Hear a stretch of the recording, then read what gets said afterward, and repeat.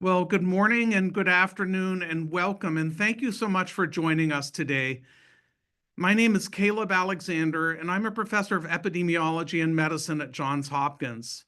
On behalf of the entire team at the Opioid Industry Documents Archive, we're delighted you're here for our second annual National Symposium. The Opioid Industry Documents Archive, or OIDA, is a groundbreaking digital archive of documents arising from the opioid industry that advances understanding of the root causes of the epidemic and helps address corporate behavior that's harmful to public health.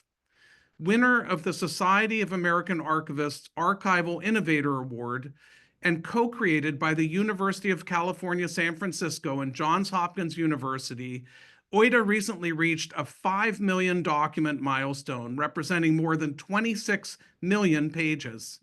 The documents include emails, memos, presentations, sales reports, budgets, audit reports, DEA briefings, meeting agendas, expert witness reports, and depositions of company executives. The archive serves as a living repository of information that can be used to learn from the opioid epidemic, so as to improve and safeguard public policy and public health, and to ensure that the opioid-related harms that have taken place never occur again. OIDA was created, next slide, please. And next slide, please. OIDA was created and funded in part through settlements of public interest lawsuits by states, and we would like to acknowledge the millions of Americans who have been personally impacted by the crisis, as well as to recognize the attorneys general and many other parties whose vision and commitment to transparency and accountability has made the archive possible. We strive to ensure that OIDA serves as a trusted source of information to help people understand the U.S. opioid crisis. We are developing this digital archive and its supporting resources for the benefit of the public, including individuals, communities, researchers, journalists, policymakers, and others affected by the crisis. OIDA and its services are freely available to all. I'd also like to personally thank Kevin Hawkins and Amanda Norman, two members of the OIDA team that have worked especially hard to organize this year's symposium, as well as my counterpart, Kate Tasker at UCSF, and the broader teams at UCSF and Johns Hopkins that are responsible for the archive's enormous reach and impact since its inception only a few years ago. Finally, I would like to thank all of you and all of the speakers that are participating in this year's events. Next slide.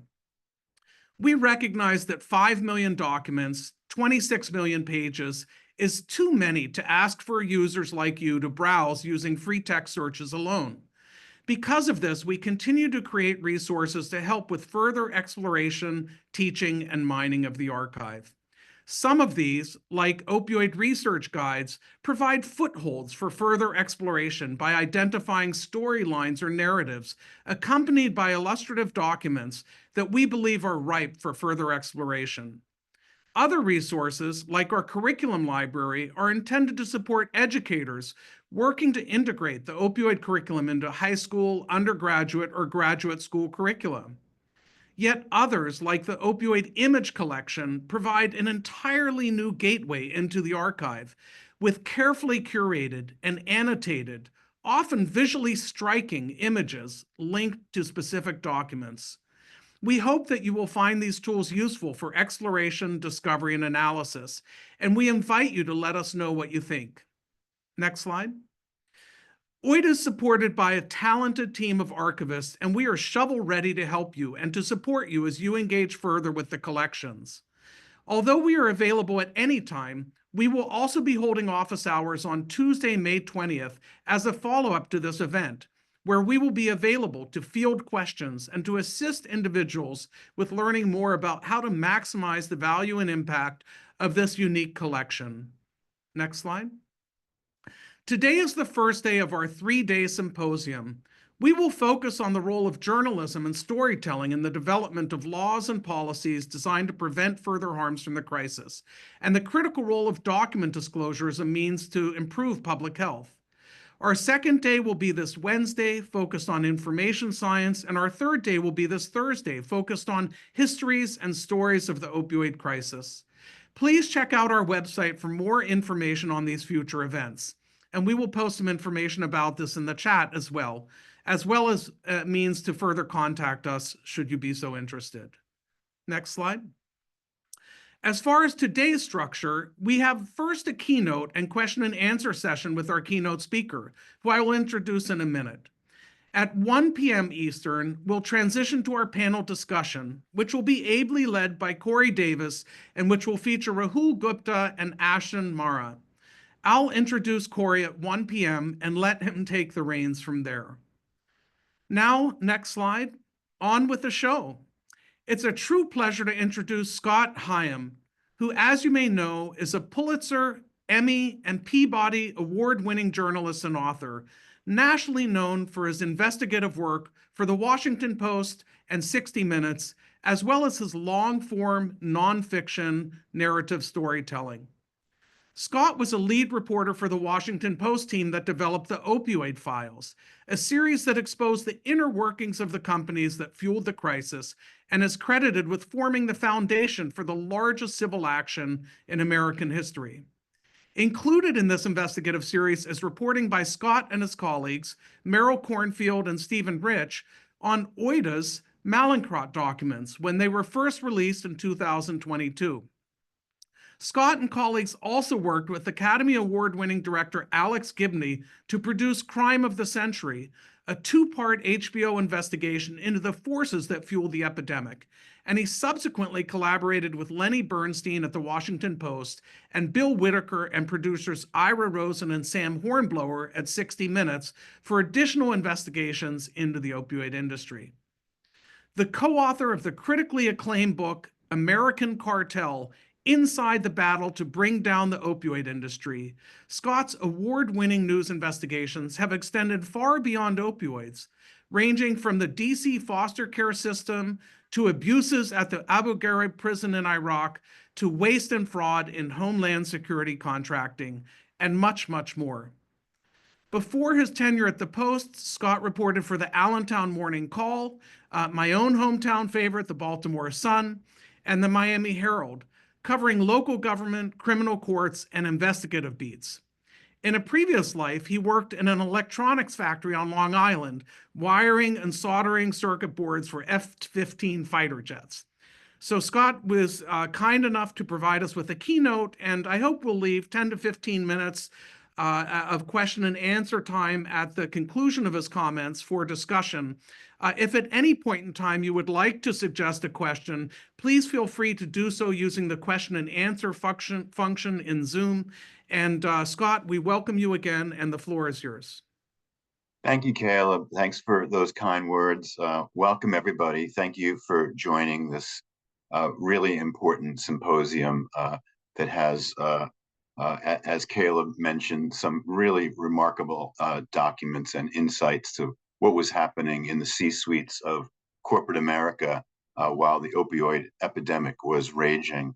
I want to start, first by pointing out something that we're all keenly aware of, and that is that we wouldn't be here today if not for the First Amendment, if not for academic institutions like Johns Hopkins and the University of California at San Francisco, and if not for the legal profession.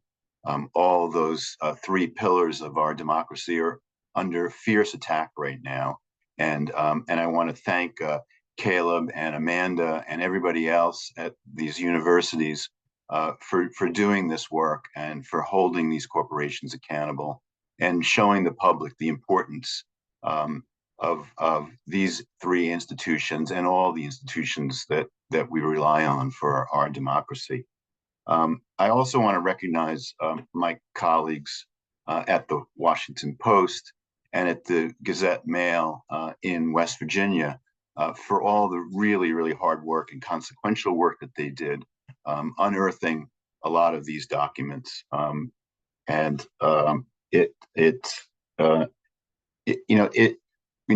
We now call it an opioid industry. When we first started this work, nobody, I fought with my editors to include the word industry. And after a while, they came to believe that it was an industry, and it certainly was an industry. And we took it a step further. Sari Horowitz, my longtime collaborator at the Washington Post, and I did a lot of investigations into the industry, and we came away with, I mean, this is a shameless plug for our book, but we saw it as an American cartel, and so did a lot of DEA agents who were investigating cartels south of the border, overseas. They saw the same kind of structure, command structure, marketing and business planning, attorneys who and other foot soldiers who would make sure that they weren't in trouble, people who would would seek retribution against those who would try to stop their business model, and so that this industry, this cartel, was, we saw the data, we saw the documents, and we came away with probably something in the course of the 40 years I've been a journalist, I've never seen anything quite so craven. And while people are dying, just making money off of the misery, and behind the scenes, kind of making fun of the people who were addicted and dying from this drug. I wanted to maybe trace a little bit of the history of the opioid epidemic, and start where this all began, and how we got to where we are today. And I think there's a number of reporters in the audience today, and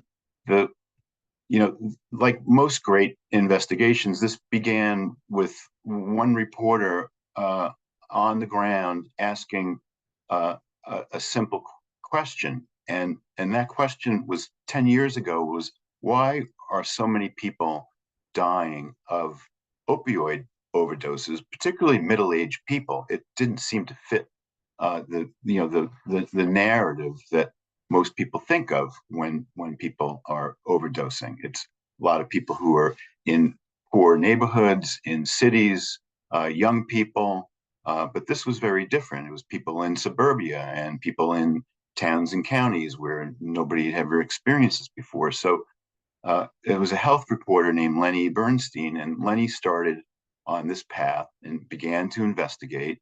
And he did what any good reporter would do, and that is he started crashing the phones. He started asking for documents. He started asking for internal emails, anything that could shed light on what was happening. And he found a number of cases that had been filed by the DEA against some corporations that many of us know, CVS, Cardinal Health, another drug distributor, that accused these companies of failing to follow the law when it came to the distribution and dispensing of opioids. The cases were kind of buried. Nobody had really written about them. The fines were minuscule. The companies admitted no wrongdoing. And then finally, Lenny came across a guy named Joe Ranazizi, who was a DEA agent, career agent, street agent. He worked in New York. He worked in Detroit. He did lots of very serious cases. And then he was promoted to Washington, where he oversaw the division at DEA that supervises the pharmaceutical industry. And Joe told Lenny a kind of amazing story about how he tried to rein in these companies. He told them that he believed they were violating the law by the sheer volume of drugs that they were manufacturing and distributing and dispensing, that they were not following the Controlled Substances Act that regulates narcotics, and that they continued to do what he said was a violation of the law, and that he finally started cracking down on them. And when he did crack down on them, they came back at him with a vengeance, with their lawyers, with their lobbyists, with their members of Congress whose campaigns they had funded. And soon he found himself under attack by his own agency, by the Department of Justice, and by lawmakers on Capitol Hill. And they were questioning him about why he couldn't cooperate with this industry, why was he being so hostile? And he said he gave them numerous opportunities and they wouldn't take any of them. And finally, for the last, the biggest defeat that the DEA suffered was a number of DEA officials and attorneys had left the agency, went to work for the industry, and they crafted new legislation that basically removed the most powerful tool the DEA had in its arsenal to rein in these companies, and it's called an immediate suspension order. And working with members of Congress and their staff, the lobbyists and these companies had rewritten the law, basically, and it greatly diminished the DEA's ability. In fact, it prevented them from issuing an immediate suspension order, which would shut down the operations of a company if their actions were deemed to be a threat to the communities in where these drugs were being distributed and dispensed. And so Joe was removed from his position. He was replaced with somebody who was more friendly to the industry, and he was forced out of the DEA. It sounded like a story that maybe wasn't true, but the more investigating we did, the more people that we talked to, the more email traffic that we saw, the more documents we got our hands on. And we got internal emails between members of Congress, between corporate officials, inside of DEA. It was true. Joe was a whistleblower who got shut down and whose career was destroyed. And while these stories, we started publishing story after story. A lot of them landed on the front page of the Washington Post or the top of our website. And then we did a joint investigation, as Caleb mentioned, with 60 Minutes. We did a number of stories with them, joint investigation. And a number of lawyers started to see that there was a possible way to hold these companies accountable. And they began to file lawsuits against maybe almost 24 corporations, manufacturers, distributors, and pharmacy chains for failure to follow the Controlled Substance Act and for causing what they alleged was a public nuisance in their communities. And many states have public nuisance laws on their books. And so they creatively used the public nuisance statutes in these states to file federal lawsuits. And there were hundreds at first lawsuits all across the country for towns and cities and counties who had been ravaged by the opioid epidemic. And all those lawsuits were combined into one massive case called a multi-district litigation. That's a fancy title for a very simple idea. If you have a lot of cases being filed in federal courthouses all across the country with the same allegations and basically the same set of facts, those cases are consolidated in one case. And in this instance, they were consolidated in a courthouse in Ohio. And it turned out to be hundreds and then thousands and then as many as 4,000 cases were all consolidated in Ohio in this one courthouse.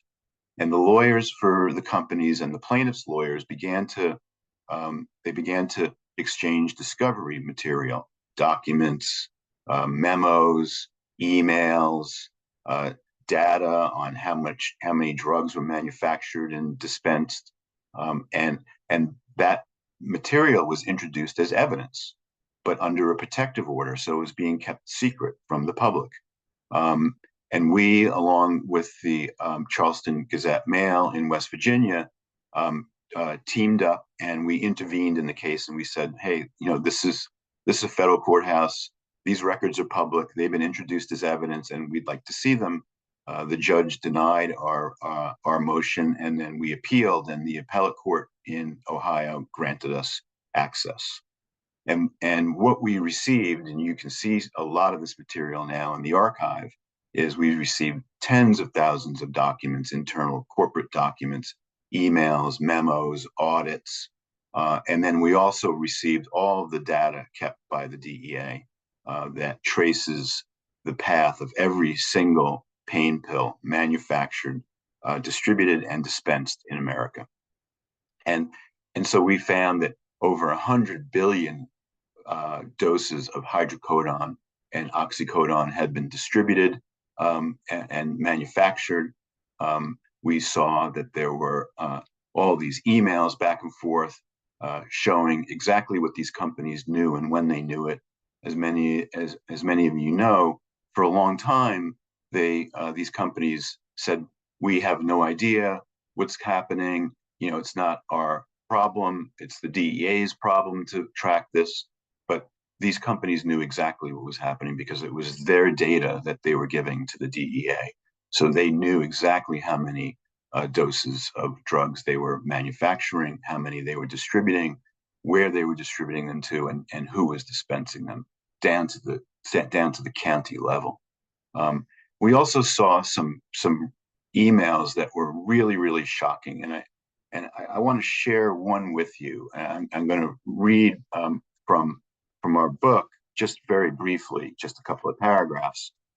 Some of you may have already heard about the infamous Doritos email, but if you have, it bears listening to, because it's almost beyond belief that this was what was happening behind the scenes. There was a company named Mallinckrodt. Caleb mentioned this at the top of the talk, that had U.S. headquarters in St. Louis. I had never heard of this company when we first started our investigation. Everybody talked about Purdue Pharma, but Mallinckrodt was a much bigger player in the opioid world than Purdue Pharma in terms of the volume of drugs that it was producing. And so we got copies of a bunch of emails, and let me just read a couple of paragraphs to you, if I may. Victor Borelli was a driven national salesman for Mallinckrodt. One of the biggest clients was a drug distributor named KeySource Medical, based in Cincinnati.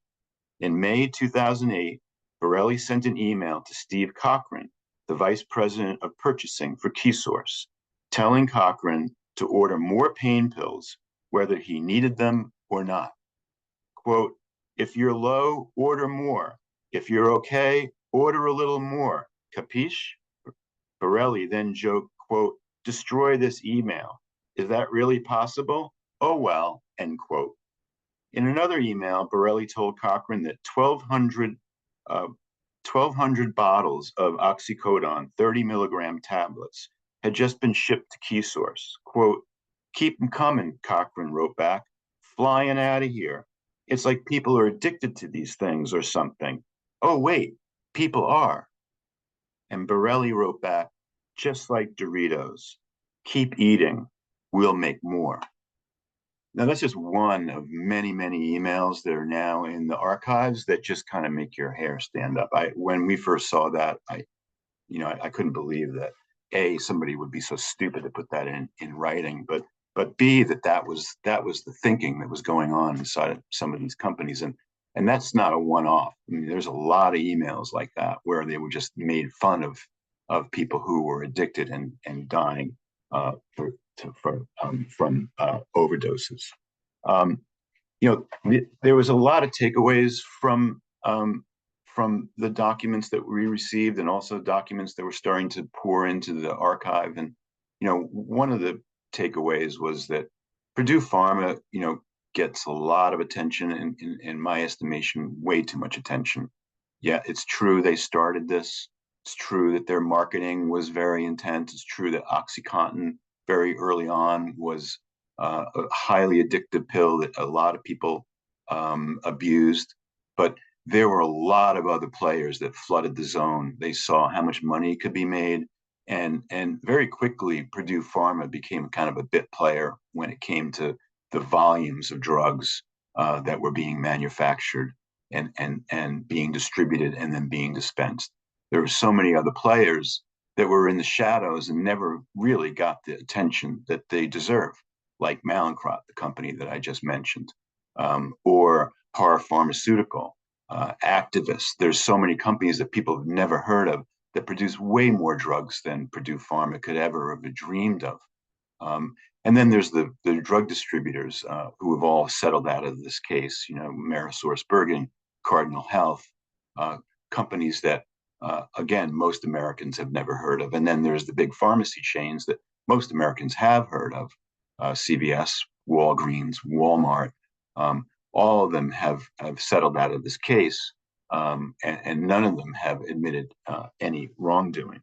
And so, that leads us to, when all these lawsuits started getting filed and the companies started getting into trouble and these documents started coming out, the companies began to follow the law. And almost overnight, the availability of prescription opioids dried up on the streets of America. You can no longer get, your oxycodone or a hydrocodone, from your friend or your drug dealer. They just couldn't get them anymore.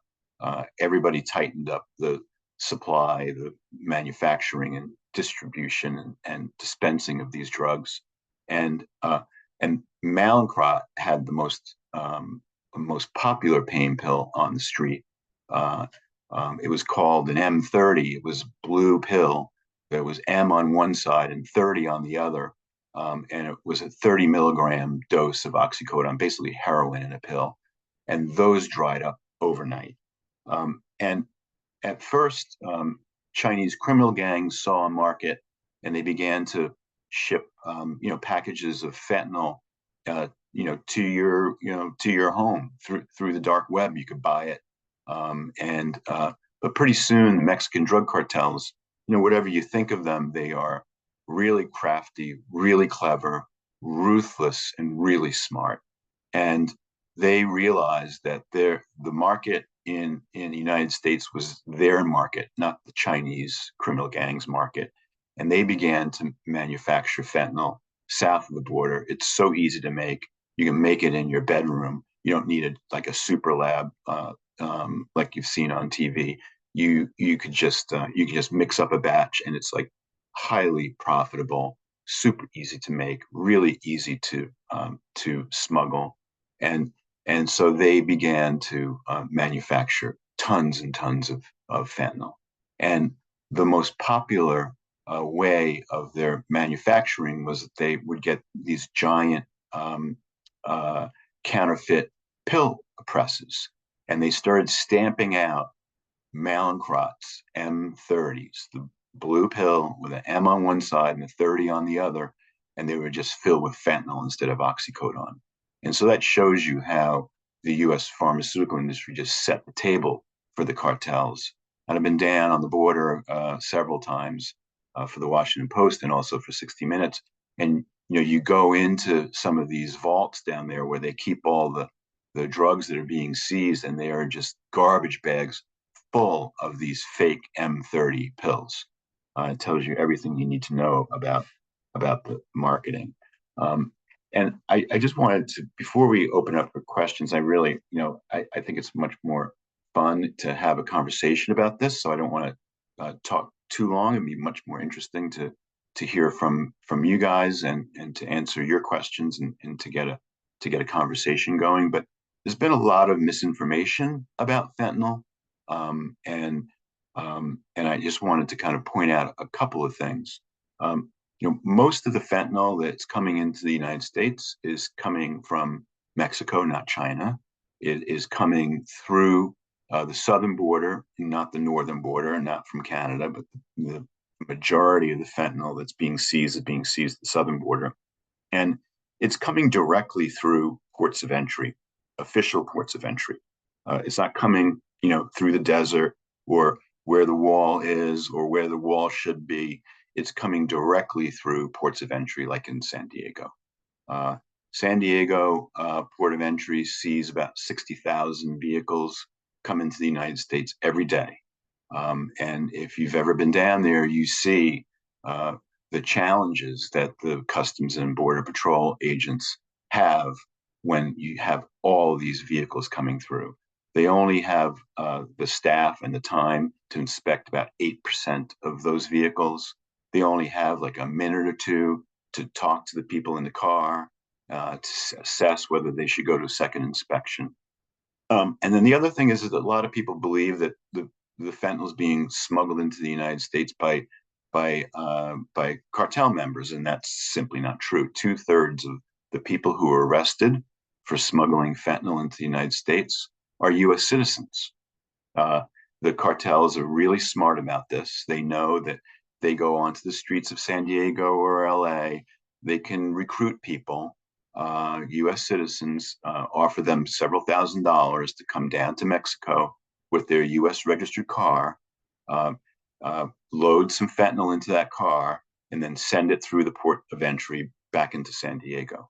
And if you're a U.S. citizen in a U.S. registered car, the chances of you being stopped and pulled over for second inspection are pretty minimal, because they're they're looking for they're looking for cartel members, they're looking for all kinds of things. And if you're a U.S. citizen, the chances are you're going to come through.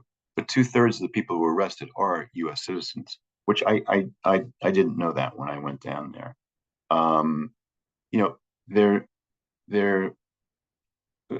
like a lot of you guys who have done this work.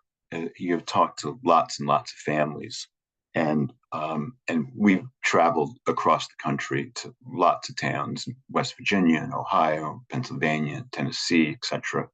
And the one thing that families always ask us is, where is the justice in all this? Now, these companies now have settled out of these lawsuits. They've paid, upwards of $80 billion, and that money is going to be flowing into communities to help them recover from this epidemic.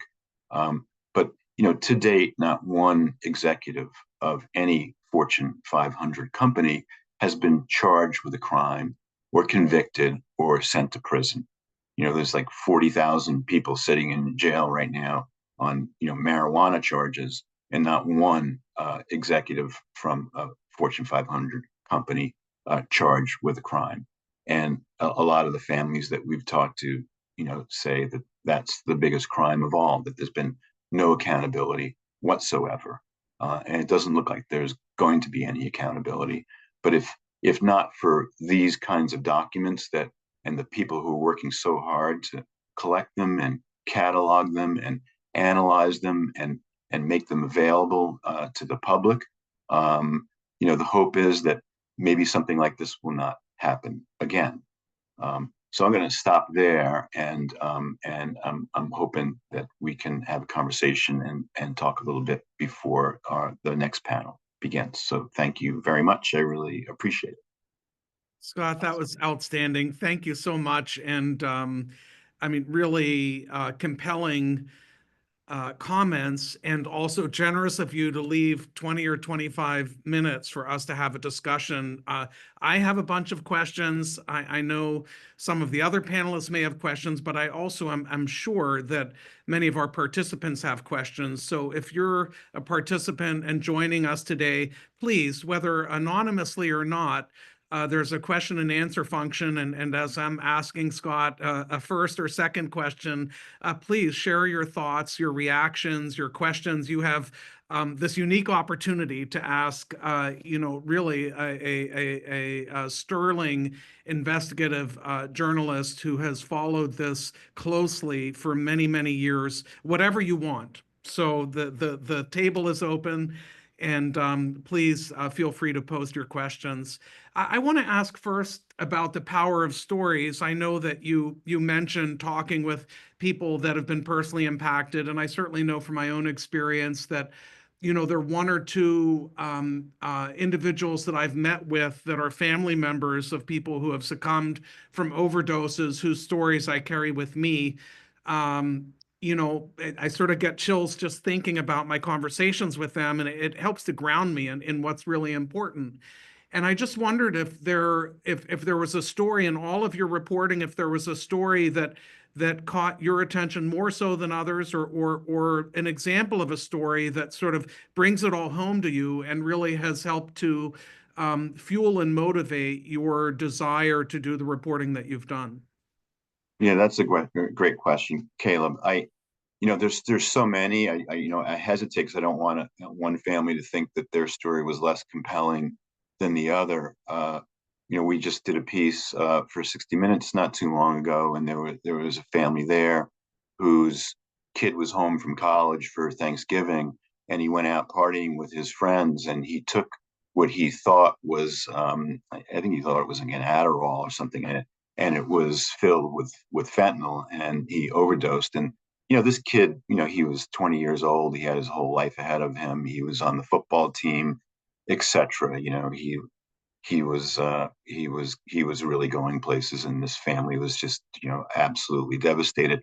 And to hear, you hear these 911 calls with parents, who find their child dead in their bedroom, just screaming into the ear of the 911 operator, and it's something that never ever leaves you. But there's one in particular. There was a guy in West Virginia who was he was a funeral director, and they have a front row seat to everything that happens in a community. And I met him while I was covering a trial in Charleston, and I spent a lot of time with him. And he, his experience over the last 20 years of dealing with death in Charleston, really went from people who had heart attacks or died in car crashes or things that just couldn't be prevented, and then all of a sudden, it was drug overdoses, all of it opioids, and it just crushed him because these were preventable deaths. These people, didn't need to die, and he just felt like nobody was doing anything. And we asked him if we could use him for the conclusion of our book, because he was somebody who dealt with families day in and day out, and who was just devastated by by the um, by the epidemic. And it was something that you don't train for this when you go to med school. I mean, they don't. Yeah. Maybe they do now, but they didn't 20 years ago. So yeah. Yeah. I mean, hopefully more so, but I'm not sure there's anything that can prepare you for seeing really the real life consequences of the epidemic play out as it has. There's a question by one of our participants regarding, well, I'll read it verbatim. How do you think reporters can and should use the archive now? Many of the shocking emails and bad practices have already been reported on or might be considered quote unquote old news by editors. So what do you say to a reporter, to a journalist that has the time and has the gumption, but is a little discouraged by the sense that, like, yeah, there may be 5 million documents, but all the ripe apples have been picked? Yeah. I mean, I think that's a really good point, particularly in this news cycle where every day there's like another bombshell being dropped on us. Um, I think probably the most important thing for reporters right now is to follow the money. And so much money is being now sent out to these communities from the settlements, and I think it's imperative for journalists and others to make sure that money is going to the right place. That it's not being used to pad budgets, or it's going to something that has nothing to do with the opioid epidemic. I mean, this happened during the tobacco settlements. There was so much money that went back to the states, and very little of it was used to mitigate the effects of cancer and for public education. So you could use the archive to find out which companies have settled out, what exactly they were accused of doing, and where is that money going? Is it actually going to the places where it needs to go? Yeah, thank you for that. And I think we'll be having, we'll have a chance to continue to discuss that, I think, with our later panelists in this session today. There was another question as well about, how the 80 billion is working in communities. And I think I will pitch that to Corey and Rahul and Ashton. And certainly there's a lot of interest in that. Another question about systems to evade detection. The example was Signal. The exact question is, as these bad actors get more savvy and use systems like Signal with auto deletion, how can we ensure that their record exists the next time this kind of thing happens? Now, on the one hand, I tell my kids, hey, if you write something, it's forever, it never goes away.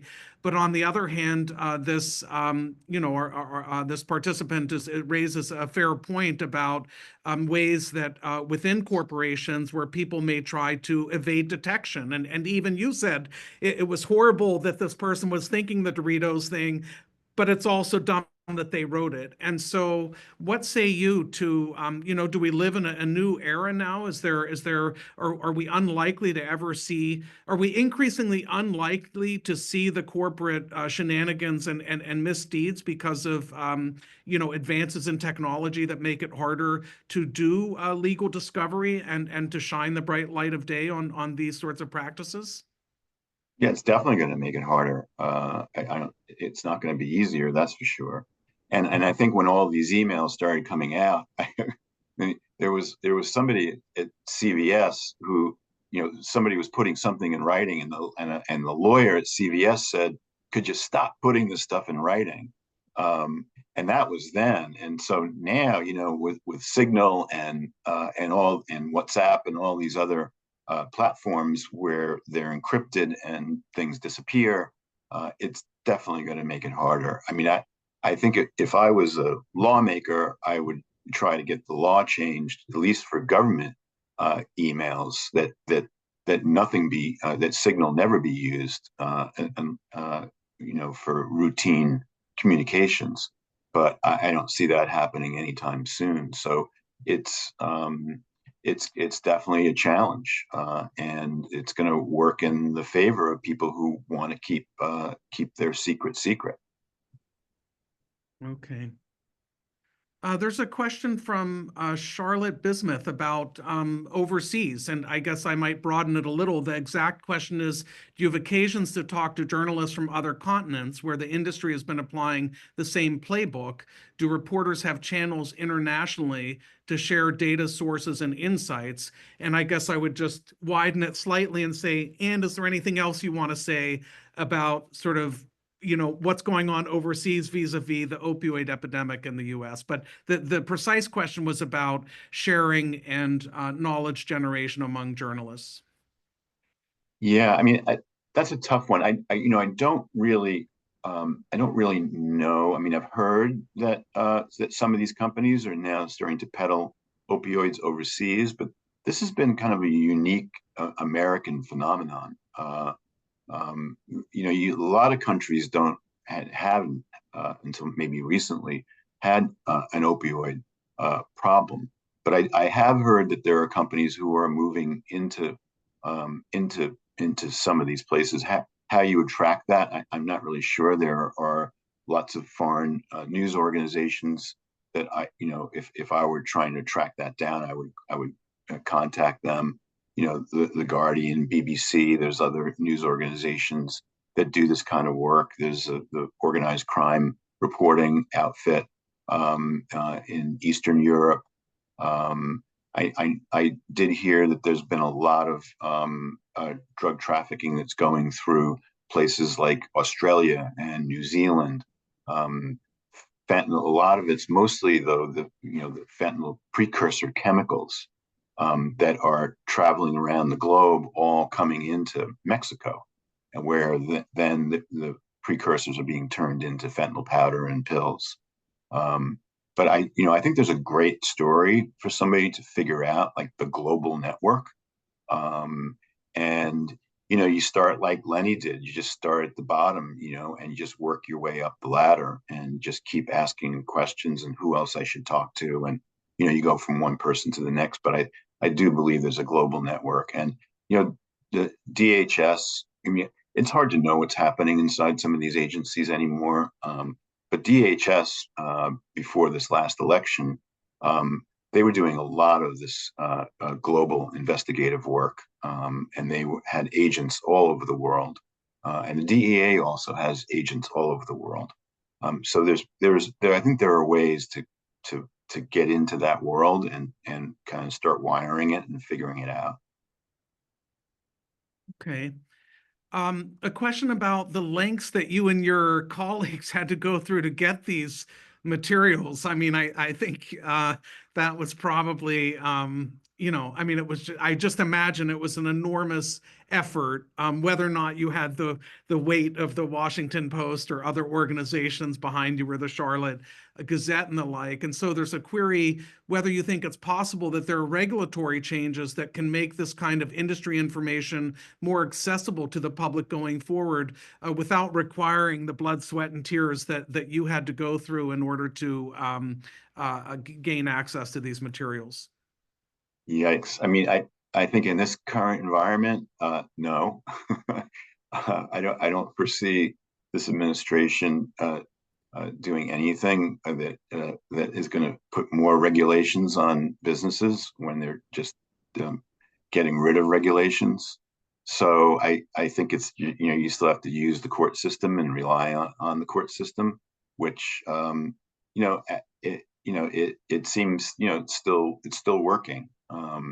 And we never thought we were going to get these documents. I had editors saying, you're never going to get them, it's not going to happen. And we just kept hammering away. And it's actually kind of a great story. It's a little bit off point of the regulations, but there was a sole practitioner in Akron, Ohio, who we needed an Ohio-based attorney who was in the bar there to argue our case in front of the appellate court in Ohio. And she was a First Amendment attorney and had represented the Akron Beacon Journal and in a previous life. And she started her own firm. And it was like a true Davy and Goliath story. She went up against some of the biggest, baddest corporate lawyers in America. I mean, these corporations, pay $1,500 an hour to these lawyers, and here she is, a sole practitioner, and she went up against them toe to toe, and won in front of the appellate court. So I think having good lawyers is really key, and there's a lot of good lawyers out there who will do this work pro bono because they believe that it's so important. And so maybe with the lack of regulation, that there's still legal paths to obtaining the documents that you need. Yeah. Certainly FOIAs are a direction that we sometimes go, but those are, slow and not always so fruitful. And I think, I appreciate the spirit of the question, as whether there might be a means to more systematically allow for some of these documents to be visible from the start, although the majority of documents within the collection, within the archive, are these internal corporate documents, which are proprietary and frankly not typically viewed. I mean, even after litigation, I mean, to be clear, opioids represent an exception rather than the norm. Any thoughts on there's a body of literature around the commercial determinants of health, and of course the opioid industry documents archive sits within the industry documents library, which does have a very large collection devoted to tobacco, and then a smaller collection in some other industries. But are there lessons from OIDA that you think can be learned and applied across industries? Sometimes people, I've heard people say it's the same playbook. It's not baby formula. It's not, it's not handguns. It's not fossil fuels. It's opioids. But what say you about the degree to which OIDA itself can provide lessons and insights that about broader industry methods and strategies to maximize shareholder return at times at the expense of public health? Yeah, well, sadly, I mean, this has been happening for a long time. I mean, the corporations uh, uh, have been behaving badly for a very long time, and the government doesn't seem to be reining them in. It's only through projects like yours, Caleb, that they're being held accountable. Let's look at the financial meltdown in 2008 and 2007-9 timeframe. I think one person went to prison for during all of that, and there was so much fraud, and there was so many people whose finances were completely devastated. The country went into the Great Recession, as it's now called, and nobody was held accountable. So I really think it's up to us, it's up to the press, it's up to the universities, it's up to the legal profession to work really hard, to be really vigilant, to try to hold these companies accountable to the public. And many of these companies are publicly traded, and so shareholders, don't want to see this kind of behavior, and they have a responsibility also to act up, and they have, in the case of a guy named John Hammergan, who was the CEO of McKesson. I mean, he was getting paid so much they clawed back his salary. I mean, it's his salary was astronomical, so it probably didn't really hurt him. But there are efforts to try to hold these people accountable. But it's really up to the people, I think, to do this, because this current government, I don't think, is going to do it. But the press and the legal profession and academia can certainly do it. Yeah, thank you for those thoughts. There was a question from Dawn Field about an important matter. We haven't spoken about it yet, but about unintended consequences. And the question specifically is, do you feel that this has hurt the patients that need pain meds and are not abusing them? And I wondered if you might address that. And perhaps, again, a little broadly, I might take the prerogative to reframe it and just ask your thoughts about the concerns and evidence of potential unintended consequences from efforts to rein in opioid oversupply. Yeah, I mean, that's definitely happening.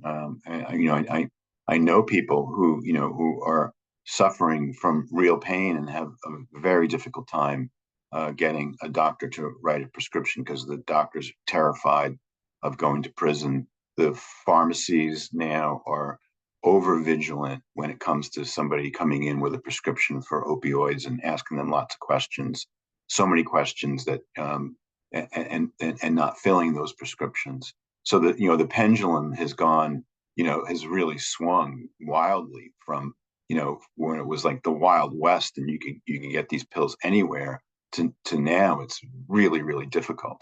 And so I was at a concert at a music hall in Washington, and somebody overheard me talking about this, and he leaned over and said, "Oh, I'm sorry to intrude, but I'm a dental student, and we have a whole new protocol now for prescribing opioids, and so if you come in, and have your wisdom tooth pulled, you only get like 4 or 8 5 milligram pills, and that's it.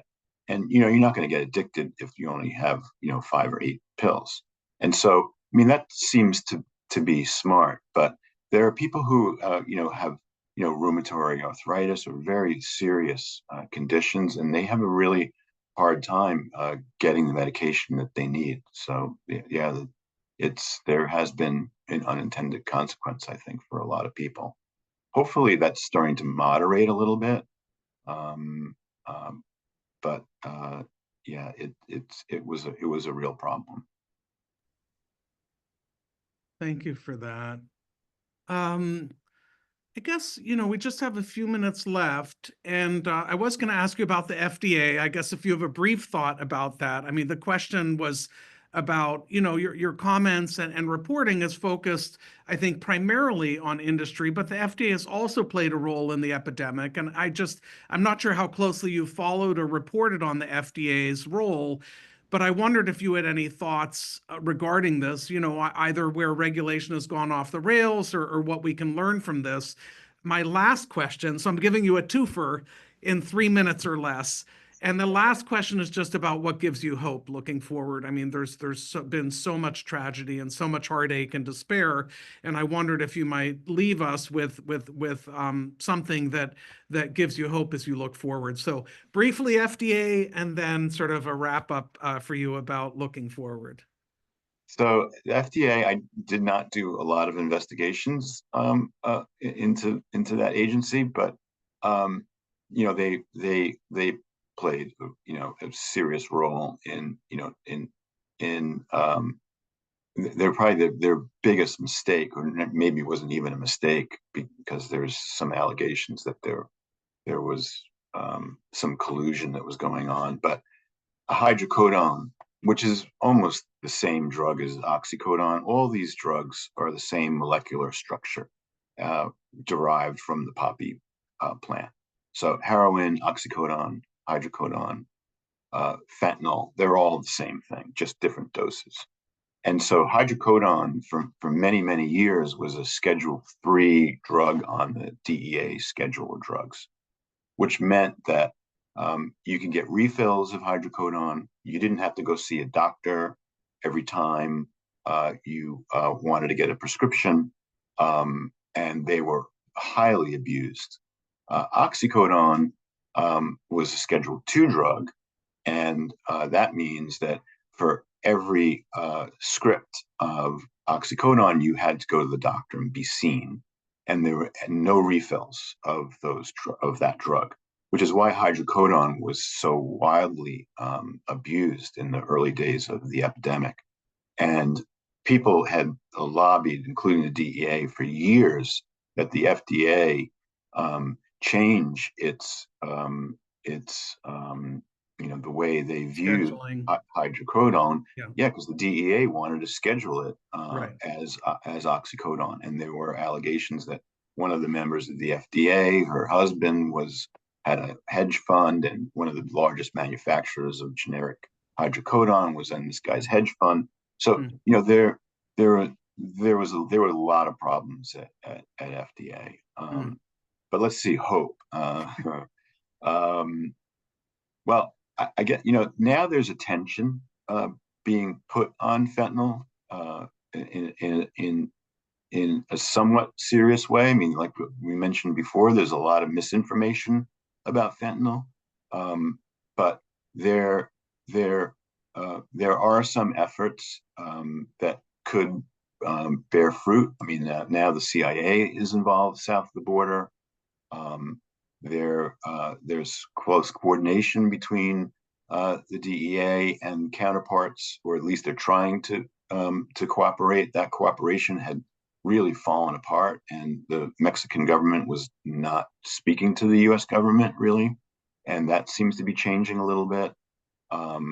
They're certainly clamping down on the border, but until they have these machines, they're kind of AI generated super X-ray machines that you could see at air bases and other places. Before you drive in, you got to drive through these monitors, and they can tell if there's an anomaly in say you drive a Honda Accord.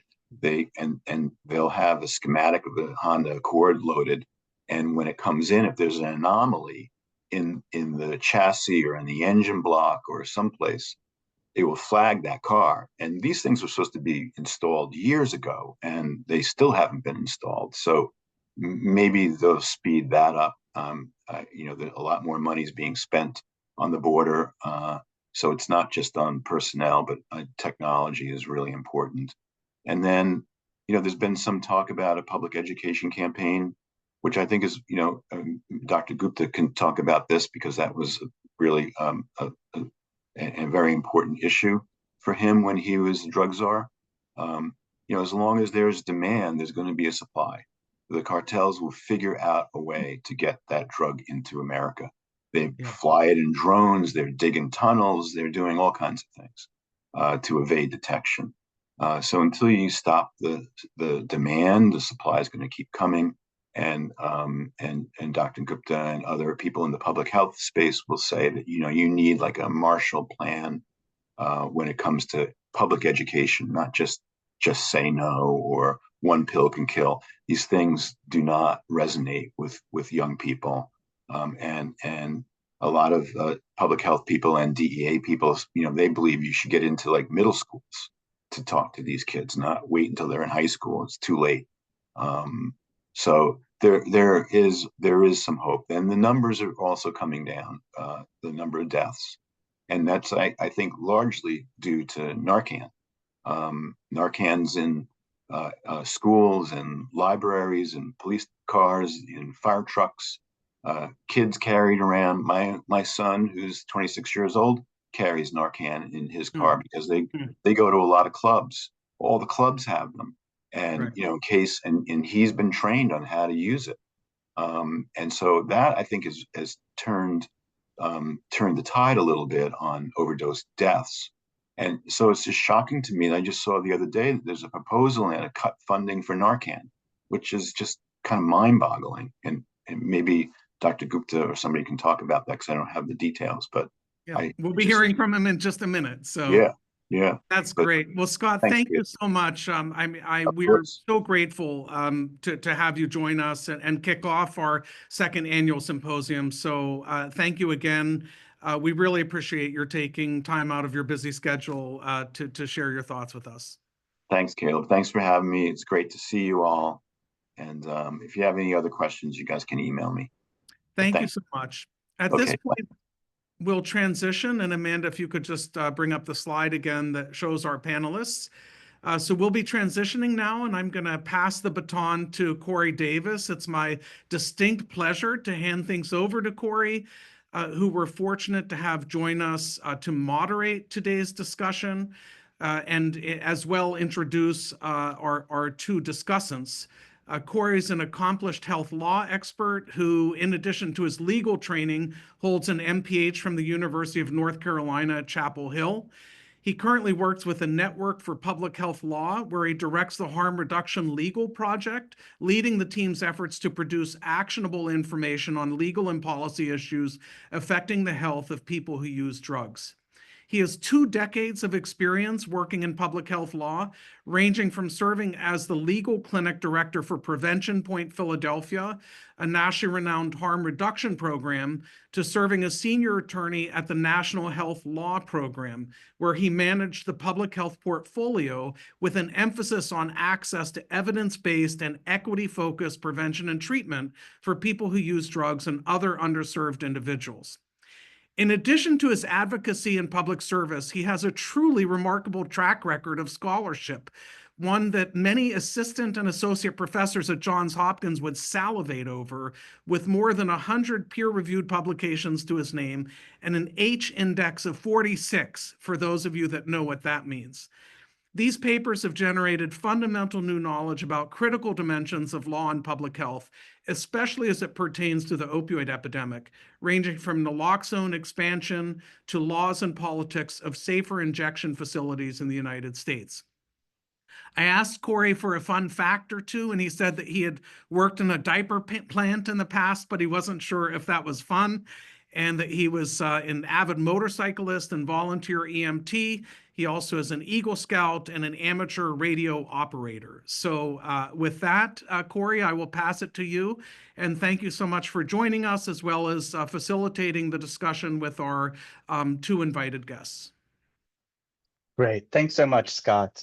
Thanks for hosting the archive, for hosting this meeting, and for inviting me to moderate. I am very excited to be hosting this session. And I'm going to start by introducing our first panelist, Dr. Rahul Gupta. Dr. Gupta is going to, how I want to run this is Dr. Gupta has a presentation. He'll speak for about half an hour.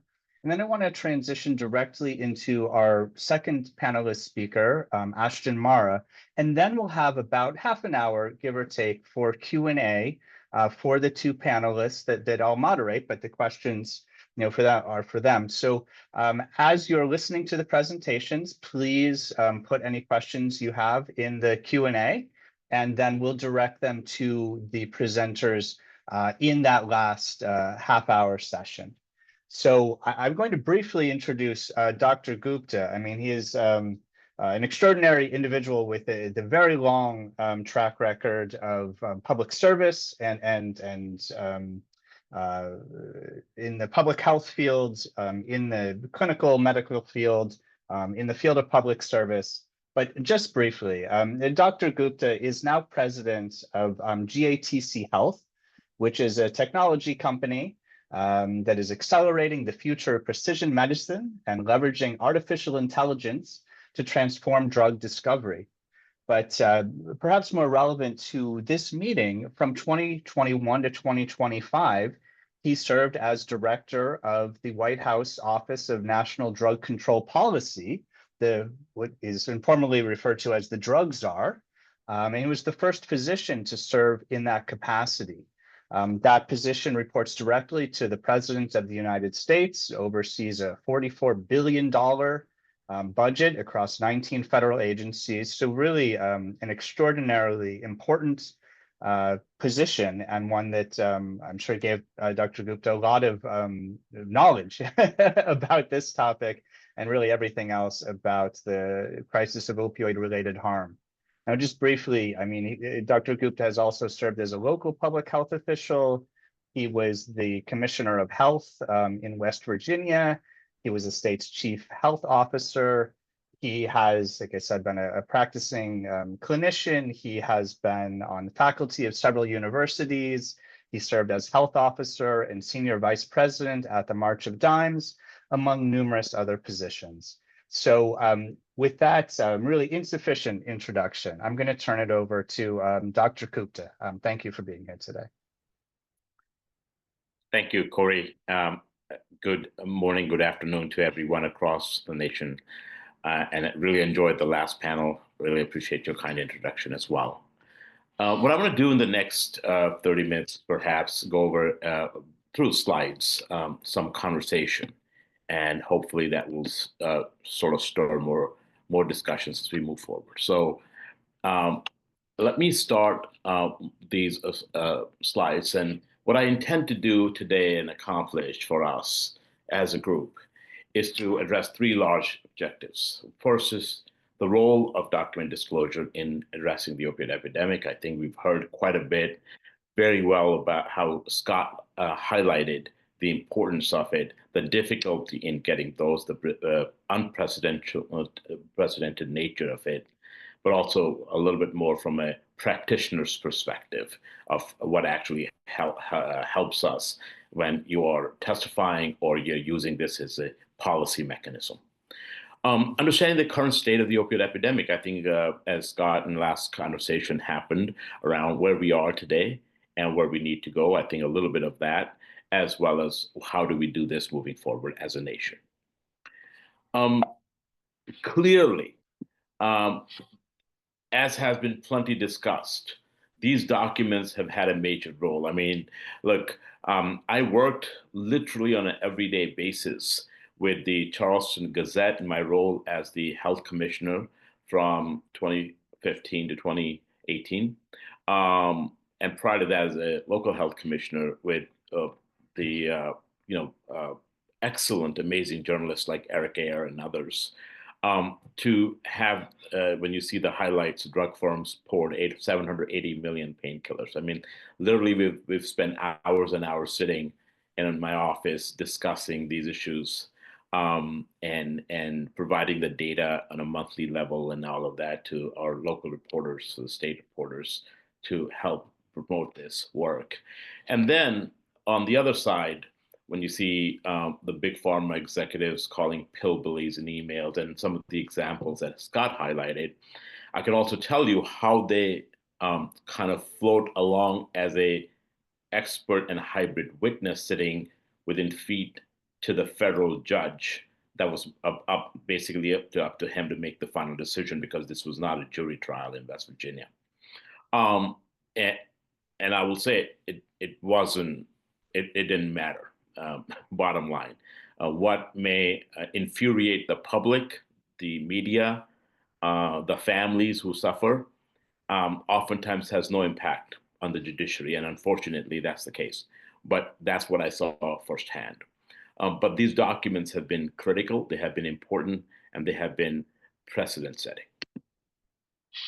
So in my experience, there were a lot of invaluable insights when I served as both an expert and a hybrid witness. A hybrid witness is an extraordinary combination of being a fact witness and an expert witness all in one in these cases. And I think folks would probably enjoy looking at just the amount of filings and arguments that were done in court to try to exclude someone like me from being served the service as an expert and a hybrid witness. There's a lot of legal maneuvering that goes on in order to get a result in one way or the other.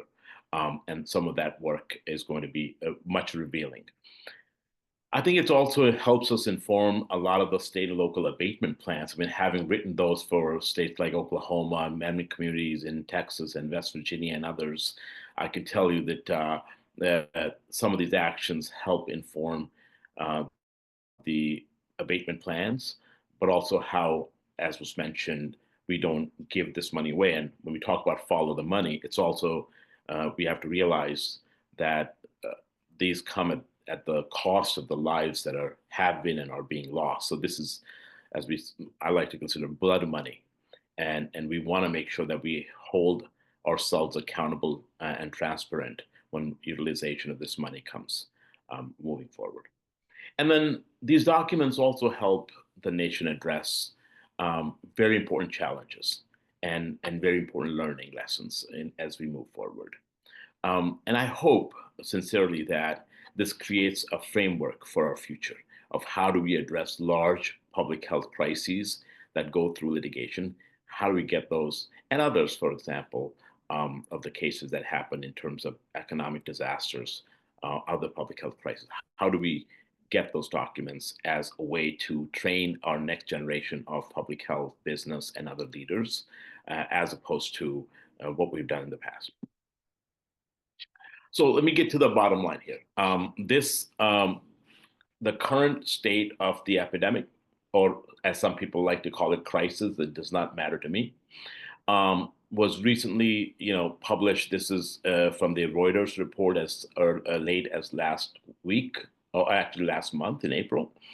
And in fact, I got a communication just early this morning that for their reporting of Fentanyl Express, Mo Taman and Laura Gosteiner actually received a Pulitzer yesterday. Some of the same folks reporting here. But what you see here on the chart is a prediction that I asked my team to do as early as I came into the office in the White House, which is I wanted to start from a data point. So we did a predictive analytics based on if we continue on the same path, we were seeing a 31% inclines per year on deaths. Where will we reach? It's not because of no action, it was because of insufficient action. And if we took that route and put a bunch of policy priorities together, a lot of which was informed by the OIDA, where would we reach? And there were two remarkable directions. So you can see the blue line in the top. We will end up at 165,000 deaths a year by 2025. And if we enacted the actual policies and resourced them across communities in the United States, which is very relevant in times of today, we would end up at about 81,000 by the end of 2025. This was real. And what you see is a triangle in between. The delta was the amount of lives we will save. And now today, this was done back in 2021. And today, with the data that we had at that time, and you can fast forward, the benefit of having done that and having that in government records is now you can project where you are today and what the efforts have made an impact or not. So the most current 12-month provisional CDC data ending in October 2024 You can see by the arrow where we are. We're very close to reaching our target ahead of time. Almost never happens in government. And that equates to almost 200,000 lives saved. That's the gray in the delta. And this is important because this is what is at risk today. So I want to start with that, and we'll talk about some of the things that were done that must be maintained in order to continue this decline, historic and unprecedented decline in overdose deaths moving forward. The challenge we have as a country, but certainly in the White House that continues, is we're seeing about 48 to 49 million Americans who suffer from a substance use disorder or SUD. And about 27 million of them have a drug use disorder. And I'll show you data where we actually estimate it to be about 8 million people who are suffering from opioid use disorder. So the primary job at the time was to put together a president's strategy with certain policy priorities and then utilize the budget angle to move those forward in a very small amount of time because, again, lives were at stake. So we created a new era of drug policy. We know that because of opioids then transitioning to heroin and then fentanyl over the last 10 years from pills to fentanyl, these were all opioids, and having life-saving medication that was insufficiently distributed and very expensive, inaccessible, it's going to be important. So we created an entire set of policy priorities focused on the antidote for that called naloxone. And we knew that it was important to mainstream naloxone from a place of controversy and stigma to a place of accessibility and affordability. And a number of aspects were done to do that, to accomplish that, to achieve the results we've seen. And I think it's right now, there's no indication, any doubts that that's been the number one reason for where we are today. Behind that, saving someone from an overdose isn't enough because fatal overdose is often the tip of the iceberg. Behind that, you have for every one fatal overdose, you have approximately 15 non-fatal overdoses. And behind that, you have people, about 9 million, suffering from opioid use disorder. So it's a pyramid. And we only oftentimes, that's one of the challenges with media, it deals with only the tip of the iceberg and fails to tell the entire story. And that's where, it becomes a challenge for the American people. So it becomes important to scale up affordable treatment so that our capacity meets the needs of those who are seeking care. So I'll show you some data that demonstrates how had not been done previously. Just a fraction of people actually who need treatment were getting treatment. And then, as Scott mentioned, how do we utilize technology, not only to create an overdose response, but also in terms of the public safety? So as you rightfully mentioned, when I came in, we did an analysis, only 5% of for example, the ports of entry, as Scott mentioned, where 90% of fentanyl comes through. Not the border, ports of entry, legal ports of entry. But only 5% of the vehicular traffic that often predominantly brings fentanyl into the country was being scanned by these technological machines. We asked the question, why not 40, 50, 100%? There's about $200 million left over from the previous administration that hadn't even been utilized. So we proposed we use every mechanism of budget, but also proposed about $1.3 billion of additional funding to purchase this equipment, to put it at every port of entry. And we've gotten significant progress was made. And that's another aspect that's, again, not a partisan issue, but it's important to apply technology. And I'll talk about it, why it's important in overdose response as well. And then cracking down on illicit finance. Oftentimes, people talk about, as we see here today and every day, about whether it's invading a country or putting tariffs or other aspects. But the fact what we learned is, at grassroots, those are the foot soldiers, and at grass tops, those are cartel leaders. That's not where knowledge and money is. It's actually in the middle people. It's in the brokers, in the accountants, in the the legal support that they get, the other supports they get. That's where it's the financial tree. And the way to suck this out is make this business not profitable anymore. So oftentimes you will see in the media talk about we have a demand problem. Yes, we do. But more importantly than our demand problem is the business prospect of the cartels and non-cartels. There's a lot of money. It's actually a business. There's a lot of money to be made. So the demand problem becomes a convenient truth, a convenient excuse to continue to produce and traffic these deadly and lethal drugs. So the way to go after it, as opposed to what we have done for about 70 years, is actually go through a disruption of consumer model of this from a financial aspect. And we've done a lot of things with that. For naloxone, I'll go back to, we created only a 30-second ad. I'll play this for you because we can, it used to be, there's a lot of stigma around this. There's a cost aspect, but also there's also the training aspect. People think it's very difficult and we just don't know, so why would we administer naloxone? We used to see a lot of fentanyl, a lot of naloxone sitting on the shelf and expire. That is oftentimes no longer the case. But here's what we partnered with Ad Council to create this very simple ad.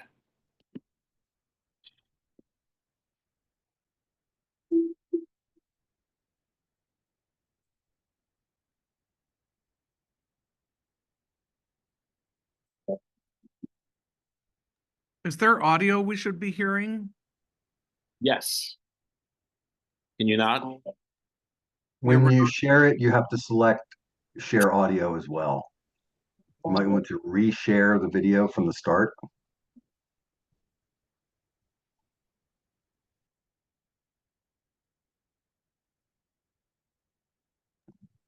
You'll need to unshare and reshare the video, selecting audio before you hit play.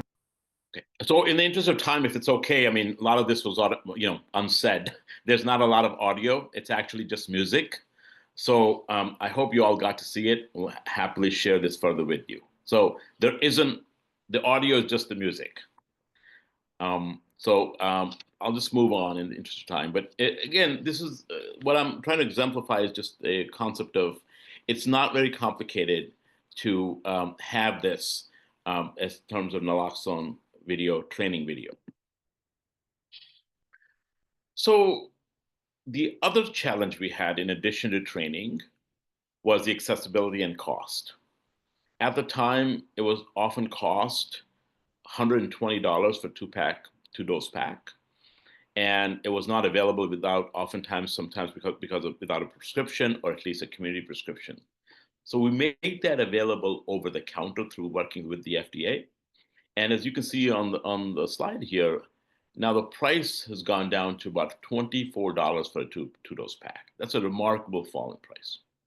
And now, not only for most community, it's available at no cost because they can use federal funding, which is, again, Scott mentioned, it is a threat in some way, both the training as well as the funding to purchase naloxone, which undoubtedly will cause problems because more people will not have access. And this is an issue of threat to life. We also made available naloxone to, for instance, United and Delta Airlines have it. So many school systems, transit authorities, and other public venues now have access to naloxone as never before. Again, these have been reasons why we're seeing such a decline in overdose rates, and this is an important policy part that needs to continue. The next part was about cascade of care.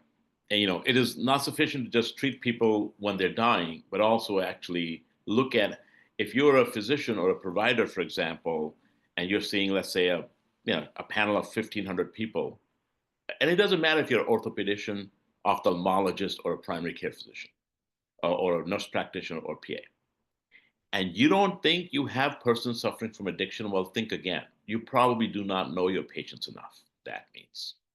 So it's very important that we began a cascade of care model, very much not unlike HIV, where we would recommend a universal screening, linkages to interventions as needed, treatment initiation, and then get people to recover. So that was an important part of changing the treatment paradigm, because looking at addiction not as a moral failing, but as a disease. part of the work that happened is, look, I used to be an ex-waiver physician, and part of that was you have to get an extra license to treat. So I get one license to prescribe people as much as OxyContin or Lortab or others we want to prescribe. And then you have to get another license to be able to treat people if they have suffered from addiction. So we worked through policy to get Congress and the president to sign to get rid of that. We expanded the number of provider workforce from 130,000 across the country with ex-waiver to now 1.8 million. Significant increases in workforce to make sure that everyone and anyone can prescribe. We made it easier from telehealth and mobile vans and others to do that as well for treatment. And as well as I'll talk about a little bit of justice part and then how we're having more and more businesses become recovery-ready businesses.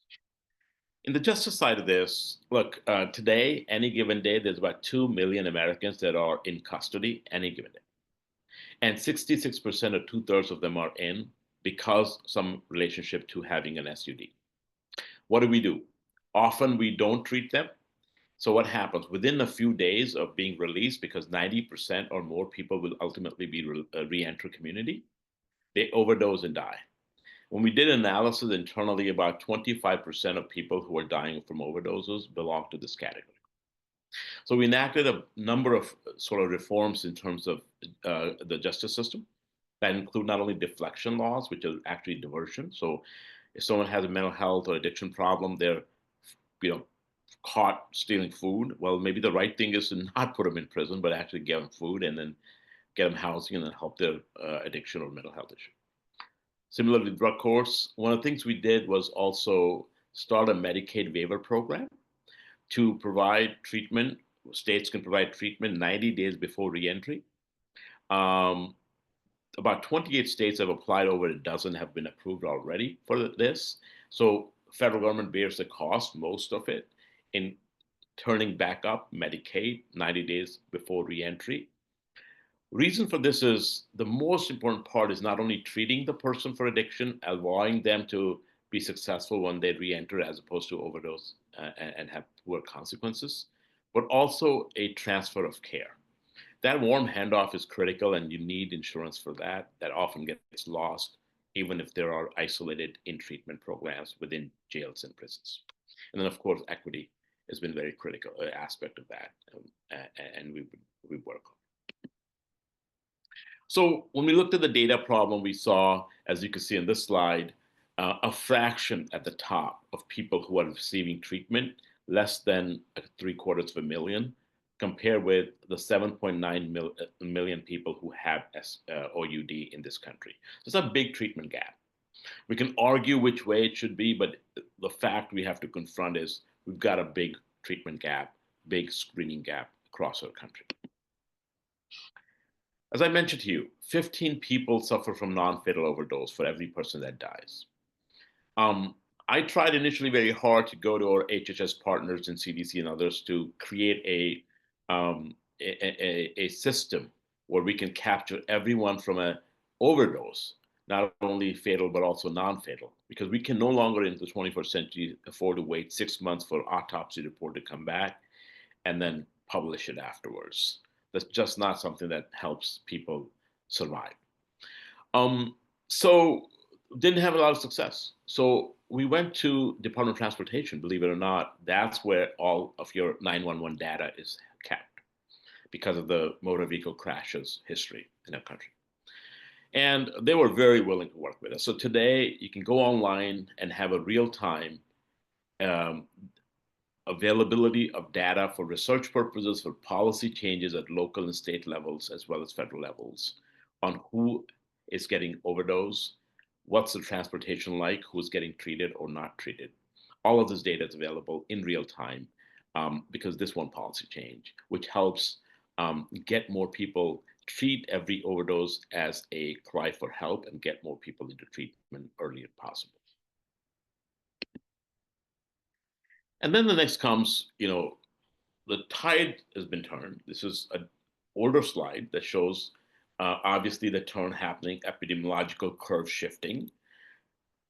We've seen the 31% increases beginning of last administration, and we've seen 24% decline as of October data, provisional data of last year. Now, the question is, behind this 55% historic and remarkable turnaround, can this be sustained? And that's the real question comes up, both for this administration, but also for the future of Americans' lives. So what do we learn? First, most important, is to balance the individual needs with public health and safety imperatives, all within that broader societal construct. So it's important because we often see that media gets it right, but not always, because that balance is so important. It's also important to see policies and programs that are individual-centric and technology-friendly. So as I explained to you, some of the technology aspects of this and real-time data gathering is really important, both on public health side, but also on public safety side. Across presidential administrations, again, when I saw that 5%, it enraged the President of the United States and obviously anyone who hears that we have the technology, we have the ability, yet we're not utilizing it. And then we're talking about going to war with countries. So sometimes applying technology becomes a critical solution to where we are, and that's something that has to be prioritized. And the last part I'll say is we learned from this success, and we have a lot more ways to go because, again, we have, I'll repeat, over 80,000 Americans dying. So this is definitely not a position where we could say, well, it's been solved. Is that our solutions have to be affordable, they have to be applicable, and they have to be scalable. And that's where it goes back to the media again, to the documents again, where it's important that we hold ourselves really accountable and in a transparent way about when we offer up solutions. Are they applicable and affordable? Are they scalable? That's something we often don't hold ourselves to, and it's important to do that because that's where policy solutions, the real solutions, become policy solutions, and they're not partisan at that point. So let's talk about setting clear goals for 2025 onwards. I think, as I mentioned a bit, it's going to be important for us to think about how we continue to bring these overdose deaths down by tens of thousands and prevent a resurgence of overdoses. That's going to be about surging naloxone, continuing to surge naloxone. It's going to be about more trainings and more funding, and removing these barriers of affordability and as well as access. Of course, when a lot of us have seen the current budget proposals, and it's not going to be acceptable to cut down or downward trend of any supply side of naloxone, because people still need that. It's something that's important, whether somebody's writing a prescription for an opioid and providing this at the same time, or a public space like restaurants and malls and schools and transit systems or airlines, airports, or making sure that it is just anyone who needs it can get it for free of cost. And we work to remove those barriers. Second is making treatment available to everyone with OUD. As I explained, and I sort of shared the data, we have a long way to go.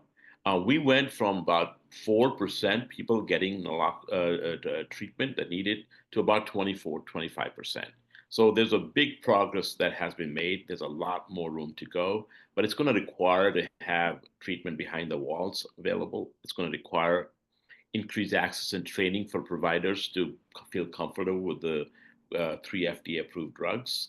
And it's going to require new medications to come up with new mechanisms of treatment. That's kind of what I do in my day job today, is the discovery of the first drug that we're working to discover through AI is an opioid use disorder drug, which has 3 specific targets in the brain. It's a 3-in-1 that AI has generated and discovered.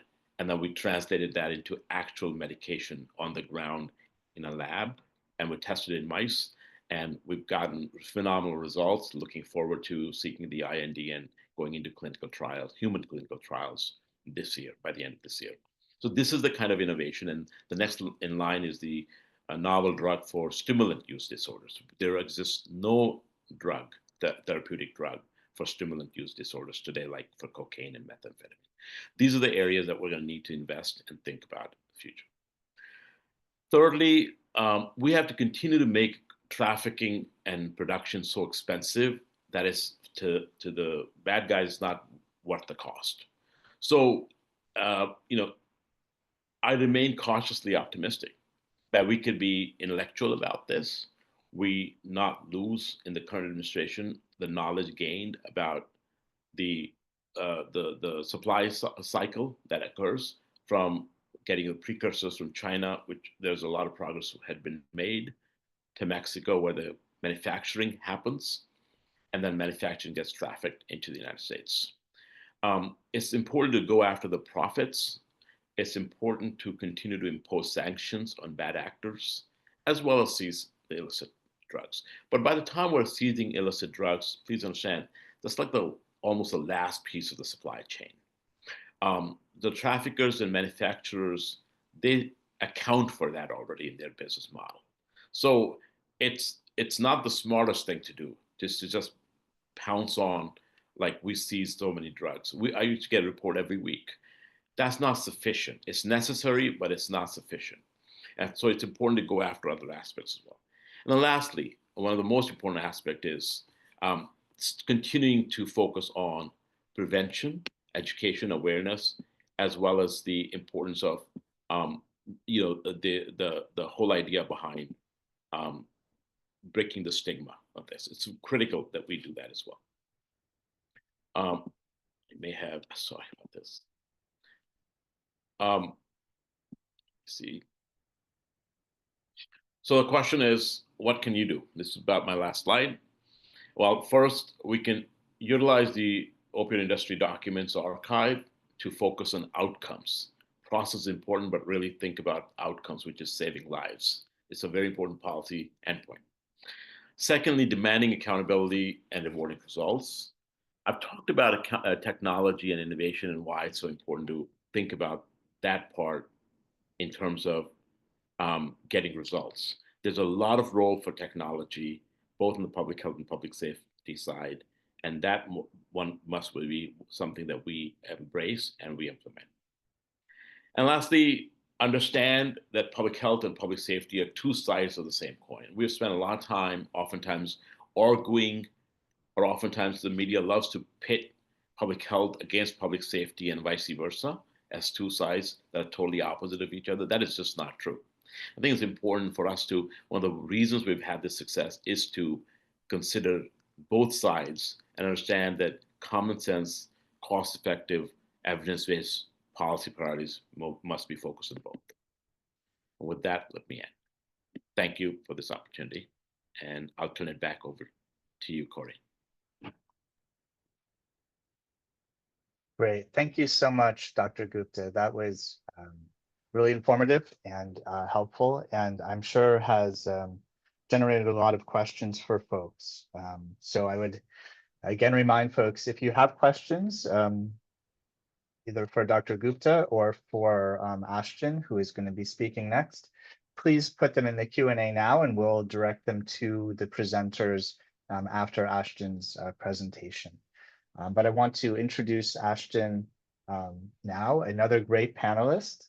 Ashton Marra is a teaching associate professor, excuse me, at West Virginia University, where she teaches news writing, video storytelling, community-based journalism. And she is the co-founder and co-director of an organization called Reporting on Addiction, which is a collaboration of addiction science experts, professional journalists, journalism educators, who are trying to decrease stigma and improve the way that journalists cover addiction and recovery. They train professional and student newsrooms, addiction science experts. They create research-based reporting resources. They built a network of journalism professionals nationwide who are committed to improving reporting around addiction, substance use disorder, recovery, and related issues. Marra has worked in both public and commercial media newsrooms in New York City, Ohio, West Virginia. Her reporting has appeared on NPR, on PBS, and on Good Morning America. She's served as the Assistant News Director for West Virginia Public Broadcasting, as well as its lead political reporter. She's produced and hosted several radio programs. She does original podcasts. She is a two-time winner of the Associated Press of the Virginia's Award for Best Reporter. So we're really, really lucky to have her here today to talk about her experience and to highlight the importance of these documents. So I'll turn it over to you, Ashton. Thank you, Corey. Thank you so much for that introduction. I'm going to share my slides really quickly. So, as Corey mentioned, today I'm going to speak to you a little bit from the perspective of a journalist, a little bit from the perspective of a journalism educator, but also mostly from my work at Reporting on Addiction. We are a collaborative effort, as Corey mentioned, of journalists, of addiction scientists, and people with lived experience, with the goal of reducing stigma in our reporting and improving addiction reporting. And I know there are journalists on this call today, but my area of expertise is really speaking with folks about how to work effectively with journalists. So I apologize if some of this is stuff that it's going to be stuff that you all already know, but I think it's important for the health policy and legal experts on the call to understand why their role in the journalism process is so important. This is just an overview of the folks that I work with, and I'll just mention really quickly that my co-director is Jonathan Stoltman, who is an addiction scientist, and all of the work that we do at Reporting on Addiction, the resources that we've created, the trainings that we do are informed by Jonathan's expertise, but we work with people with lived experience and people with addiction training across the country to inform all of these resources. I'm going to keep a lot of my stuff really brief because we've gone over a lot of it today already, which is great. That means that we're all prepared to have a great conversation. But as Scott mentioned, and as Dr. Gupta mentioned, covering the opioid lawsuit settlements is the biggest story in addiction reporting in America right now. And of course, the money that's coming from these settlements, the reporting that we need to do as journalists, it's all, even though those payments have already started going out and the payments will continue in some cases as long as the next 18 years, it's still very new in our communities. And what we're finding is that journalists are really struggling to cover these settlements and cover the spending of these resources effectively. At Reporting on Addiction, we believe that this is the biggest story in our country because we've seen this happen before. If we look back or think back on the tobacco settlements of the 1990s and the continued distribution of those settlement funds, and the fantastic reporting from organizations, including ProPublica, but many, many others across the country, what we know is that those funds were not necessarily spent in the best way for our communities. My partner, Jonathan Stoltman, he's based in Michigan, and so we touch on Michigan settlement funds a little bit as a way to kind of highlight that that master settlement agreement money is not necessarily being used in the best ways. So at Reporting on Addiction, we are training newsrooms in how to cover the settlement funds. We're training experts through experience and experts through training. Those are our terms, in how to work with and support journalists. And we're training journalism educators to support student journalists who want to do this work, especially in news deserts. We know that it's important for our student newsrooms to pick up and fill the gaps where professional journalists are not able to do that kind of work. And that's what I've been doing this semester. I'm teaching investigative reporting at West Virginia University, along with a bunch of other things this semester. And we've been working directly with Muckrock to cover the county level funding in the state of West Virginia. For folks who are from the state, maybe that are on the call or maybe familiar with the structure overall, West Virginia was one of the states that through its MOU process created a state level nonprofit to distribute the state level funds, Counties and cities were then awarded individual funds on top of that. We don't have any tribal communities in West Virginia, so we're not dealing with that that additional layer of distributions. We are working to create an open source database through our FOIAs that will include findings from how West Virginia counties are spending this fund. But what we need, and what I'm here to hopefully convince you all to do today, is we need experts to help us put our findings into context and to understand why the ways that this money is being spent is or is not good for our communities and for us in the long term. We will be publishing our findings in June, but I will tell you so far I know we had some questions earlier on about how the resources are being used, and it's a really difficult question to answer because of the structure of the settlements. And I know that I hope that Dr. Gupta will speak about this in the Q&A portion.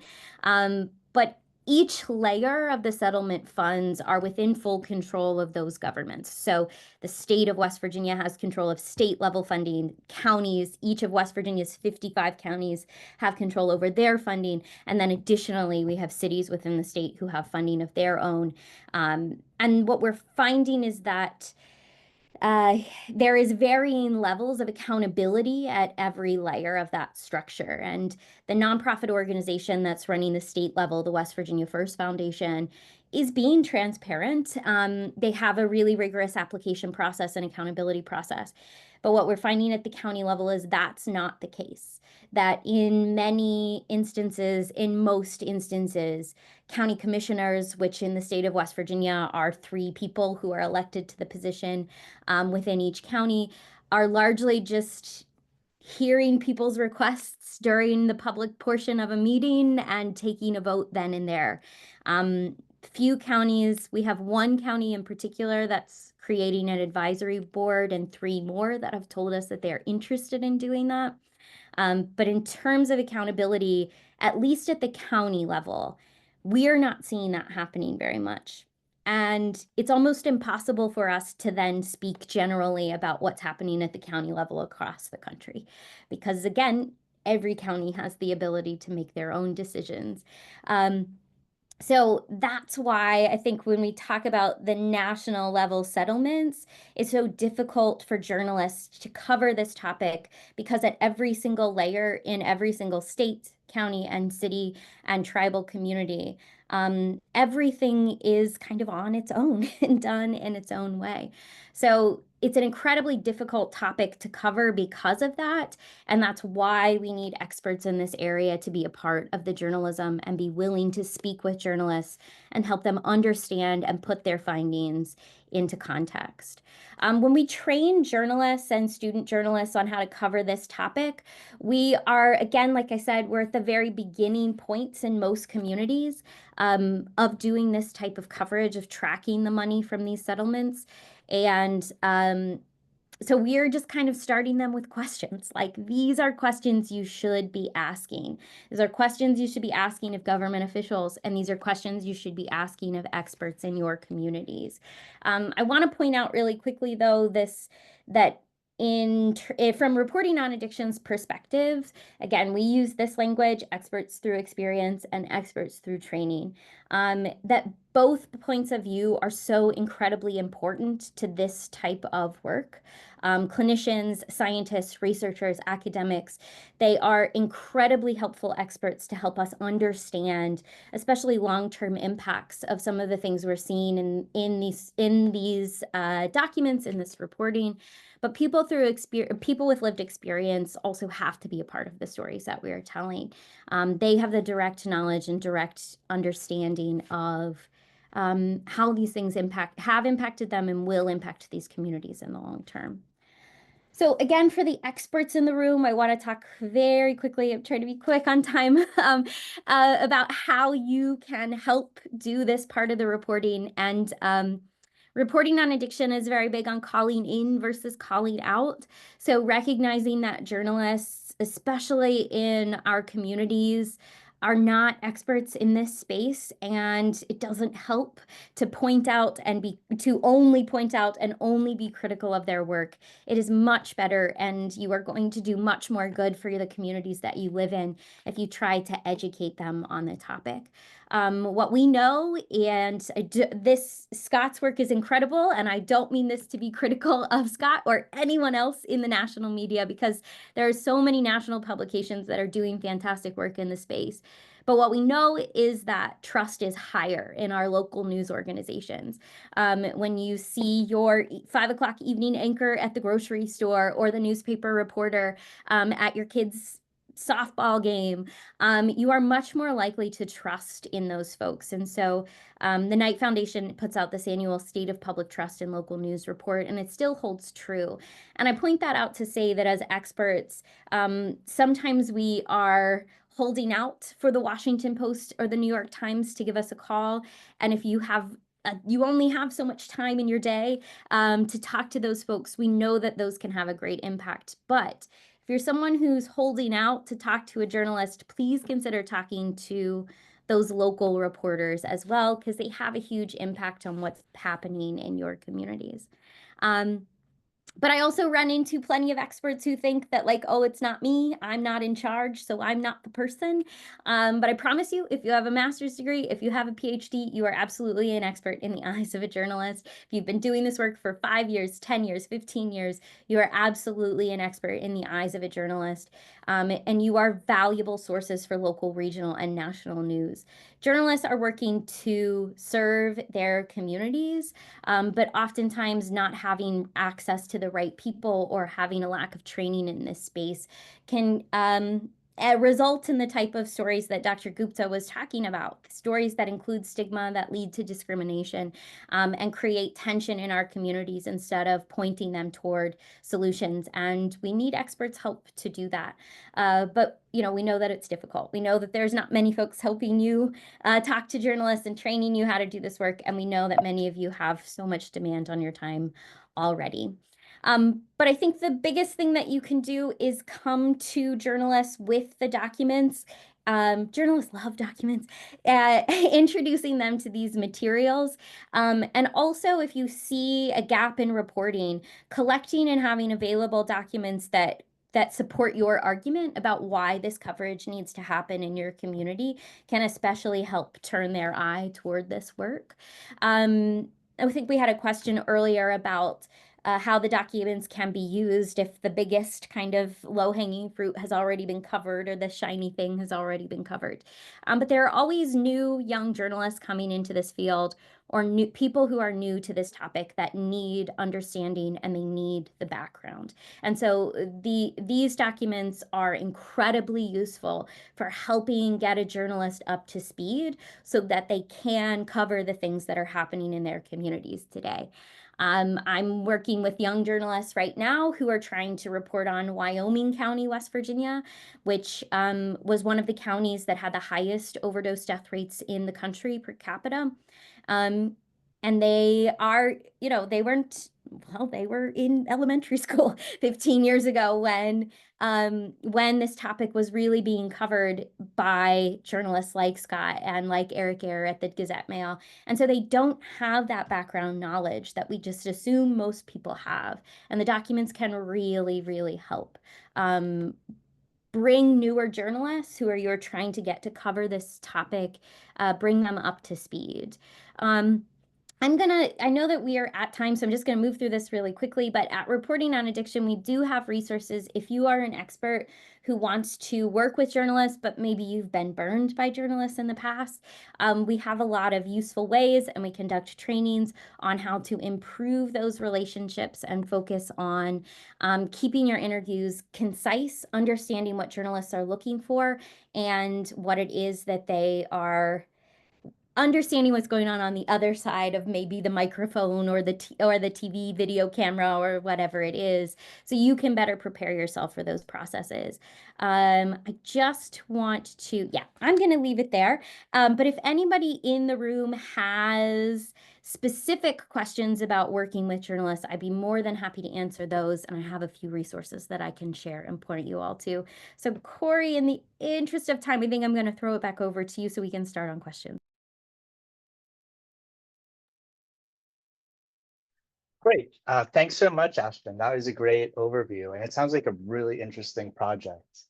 Well, so I think I'm going to keep it on you for a minute, and I would encourage the folks watching at home, again, please put your questions in the Q&A, and we will pitch them to Ashton and to Dr. Gupta. So Ashton, this kind of general question of my sense is that local newsrooms across the country have been hit hard over the past, few years and really, going back a decade or more. But obviously local journalism is so incredibly important, as you noted. People have a lot of trust in their local journalists, and local journalists have a lot of expertise in what is important to the local communities.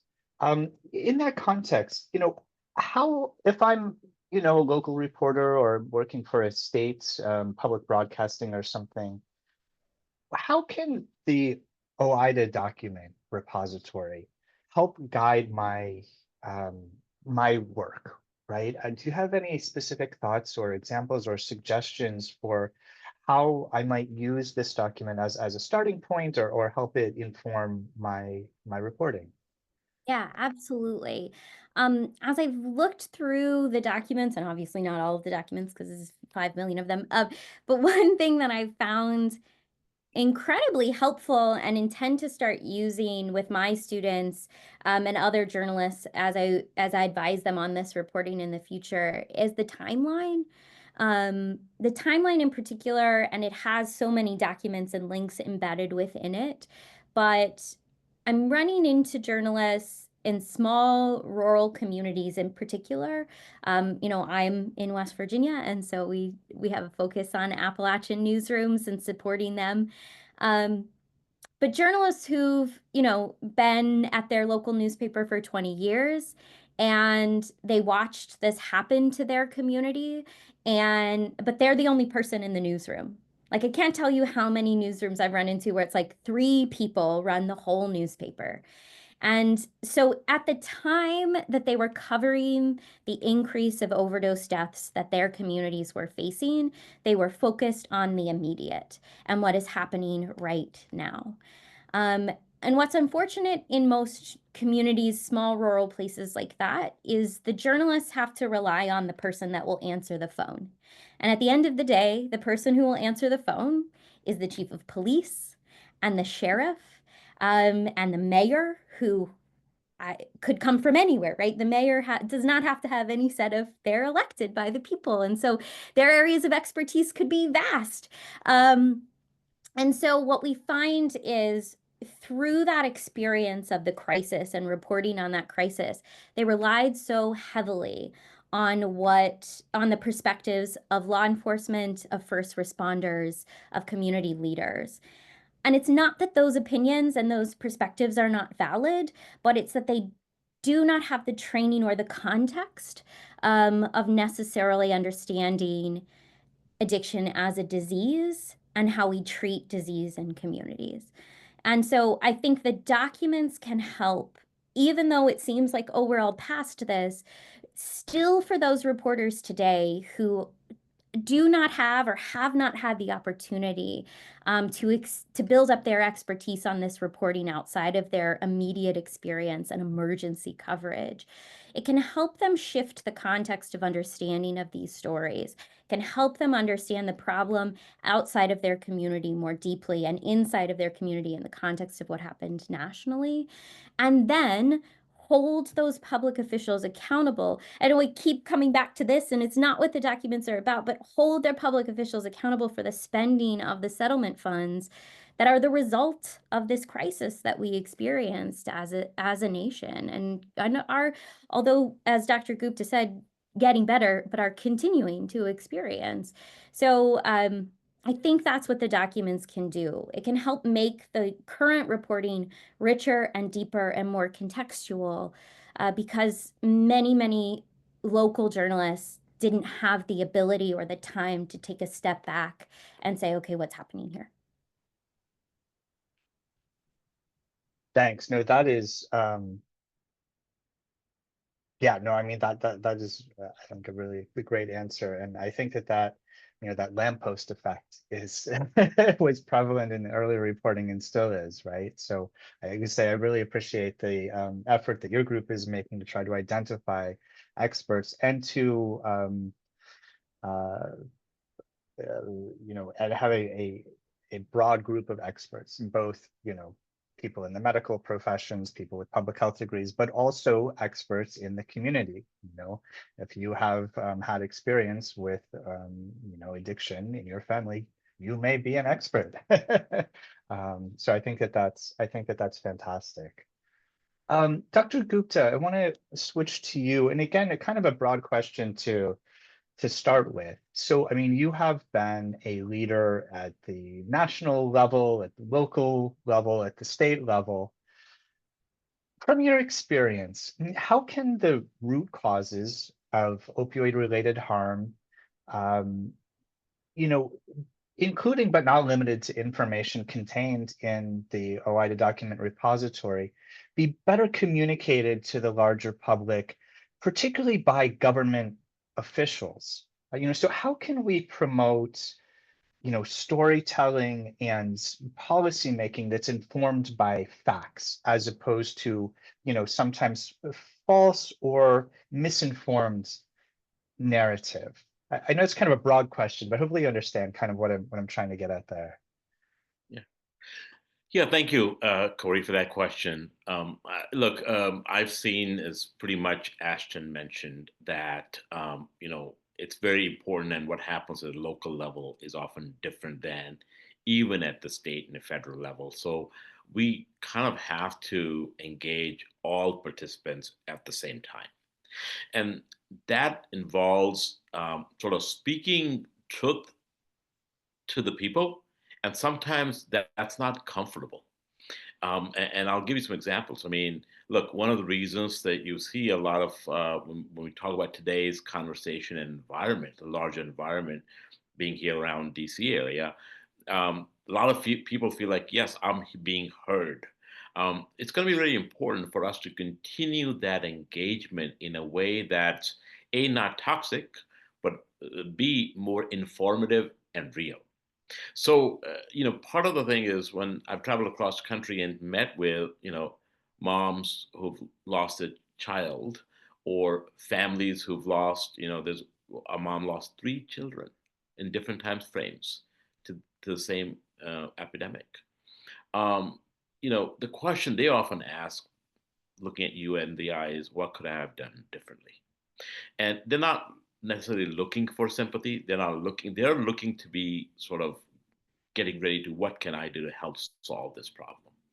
And I think as government leaders, as media, as academia, we've got to think about what is it, like, for example, these documents teach us, but at the same time, how do we communicate in a non-paternalistic, direct manner to help support people on one hand, with empathy, of course, but on the other hand, let's figure out, I mean, to give you an example, there's 23 million Americans today in recovery. 2/3 of them are employed gainfully and get their health insurance through employment. As I mentioned, 48 million are suffering from STD right now. So put these numbers together, that's a massive workforce. It's a massive number of Americans who are suffering in this country like no other in the world. But we have to have a way of communicating to people so they feel heard and they also feel empowered, and we remove the stigma. So those things are important. That starts with not telling the same story 15th time in a different context, but actually looking at, as I mentioned, we don't have enough medications to treat. We don't have enough, we have to talk about how do we address these, communities' challenges in terms of economy. This is very important because when we talk in Appalachia, especially about the opioid crisis and the consequences, it's directly tied to the economic conditions. So to separate one from the other and not worry about the job or what have you, and begin to talk about, well, here's how we can do X, Y, and Z. Doesn't work for them. They need to figure out, okay, how do I figure my life out so I can actually look at the next phase of my life for my community?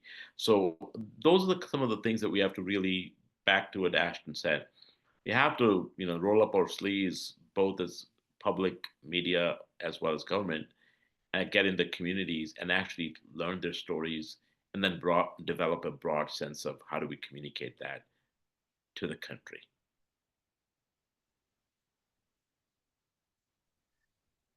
Thanks. So here's a question. I'm going to kind of summarize a couple of questions from the chat, and I'm going to throw this to Ashton, although Dr. Gupta, maybe you could also answer from the standpoint of, of government. And the question I would summarize is, how can journalists responsibly report on the crisis of opioid-related harm, including, fentanyl trafficking? Because as we know, there's kind of separate waves of the crisis, really kindled by irresponsible, prescribing distribution of opioids. But the last wave has really been driven by illicit fentanyl that just infiltrated the opioid supply. And there have been efforts to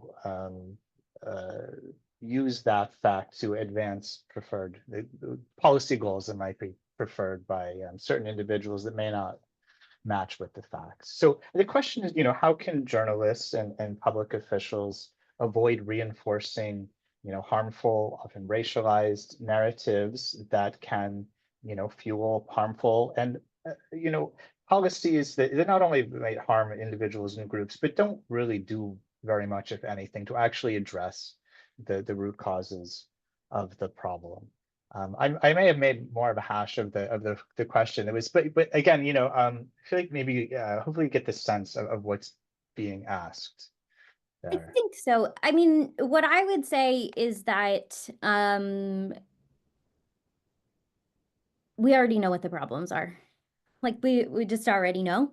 And I think that what I would push for journalists to do is actually report on the solutions, because there are so many solutions to the issues that we are facing in our communities when it comes to addiction that we know work, and yet most communities do not have access to.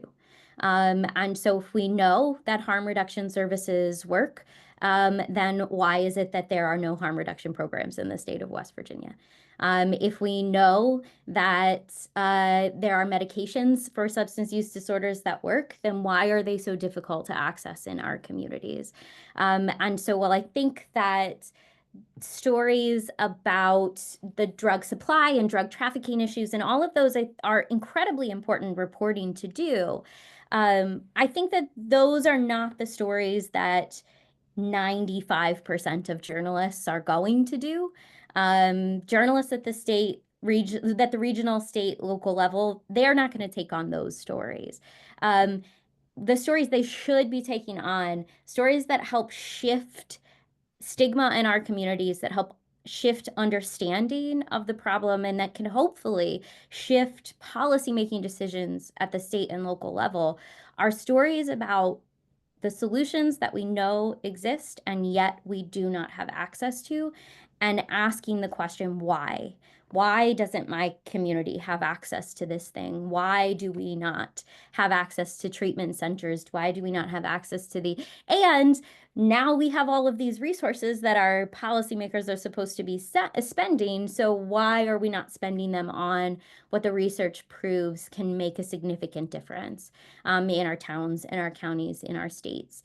And so while I don't mean to obscure or avoid the question, ultimately my answer is, well, we already know the problem, and I don't know that spending as much time continuing to report the problem is going to make any difference. We need to be investigating solutions and access to solutions in our communities. And I'll add to that. Look, as a consumer and as often someone who works with reporters all the time, I think there's a dearth of good investigative journalism when it comes to drug policy issues across this country. I will tell you without any shame that when I travel across the world, the Latin American media does a much better job. They hold us much more accountable with their depth of knowledge of drug policy than most folks in the United States, because it's almost like a part-time job. I'll give you a couple of examples we'll sort of bring to fruition why. President Biden provided an executive order which actually asked Department of Justice and Departments of Health to look at the rescheduling of cannabis, pardoning all of the folks in federal correction system and asking governors to do the same. We know the role of cannabis and the relationship of that with disparity, right? The number of Black and brown people who are incarcerated in custody today. Yet, I didn't see even close to the amount of in-depth investigative reporting where that has been. Why isn't that moving forward? What have been the challenges for it? What's the result? That never got done. And you know, the most vulnerable people amongst us continue to suffer the most as a result of that. I'll give you another example. We had very significant declines in the shipping of precursors and the impact of the work of the Chinese government. Yet, we didn't see any sort of in-depth reporting of what was actually happening where fentanyl was becoming more difficult to manufacture. It wasn't in that sense that it's so exciting to report that people dying of fentanyl or the other things that it is when progress is being made. What happens as a result, we're seeing, because that pressure point wasn't there, today we're arguing tariffs. The United States economy is in the middle of all of that. People are worried about their 401ks. All of that, again, media has a very significant role, and those points are just missed. Those opportunities are just missed, and I'm sorry, but none of us holds the media accountable for those aspects, but that's just the truth.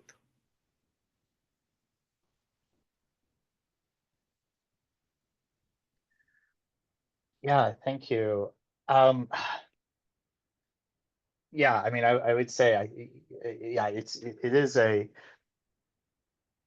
my sense is it is something of a mystery of why there was this tremendous increase in fentanyl in the illicit drug supply and this reduction that we've seen over the past years. And that leaves an opportunity for folks to say, well, it's my preferred policy is the main driver of that. And I know, Dr. Gupta, you think that naloxone saturation is probably part of that, and I agree. But of course, we have seen, Trump administration officials, for example, saying, no, it's our threats against China and Mexico that are causing them to just shut down the fentanyl labs. But media has a very important role. Has an important role, and the absence of that role is what causes the current administration to be emboldened, because it's not a mystery. We know what happened. A lot of that information often tends to be both classified and unclassified. But someone like me can't do the media's job for them. They have to do it. Yeah, so I think about where to go from that. Well, Ashton, you covered this a little bit, but say that I am an expert. I have some insight into that. Maybe in West Virginia, right? I mean, I know something about how fentanyl is coming into West Virginia and what might be done to address it. How do I contact a local journalist or a regional journalist and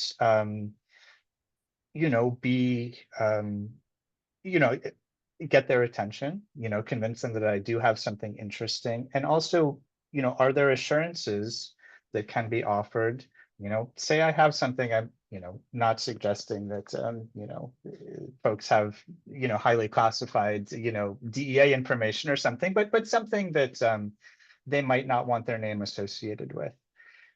How might I go about contacting a local journalist? And I ask this because, there are national major media outlets that do have something on their website, like, hey, you can contact us through Signal or whatever it is.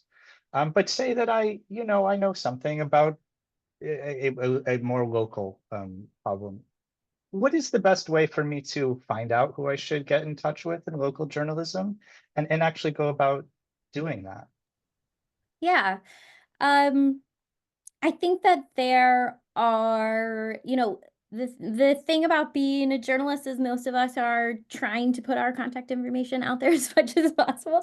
And so paying attention to who is covering these topics locally is a really important kind of first step.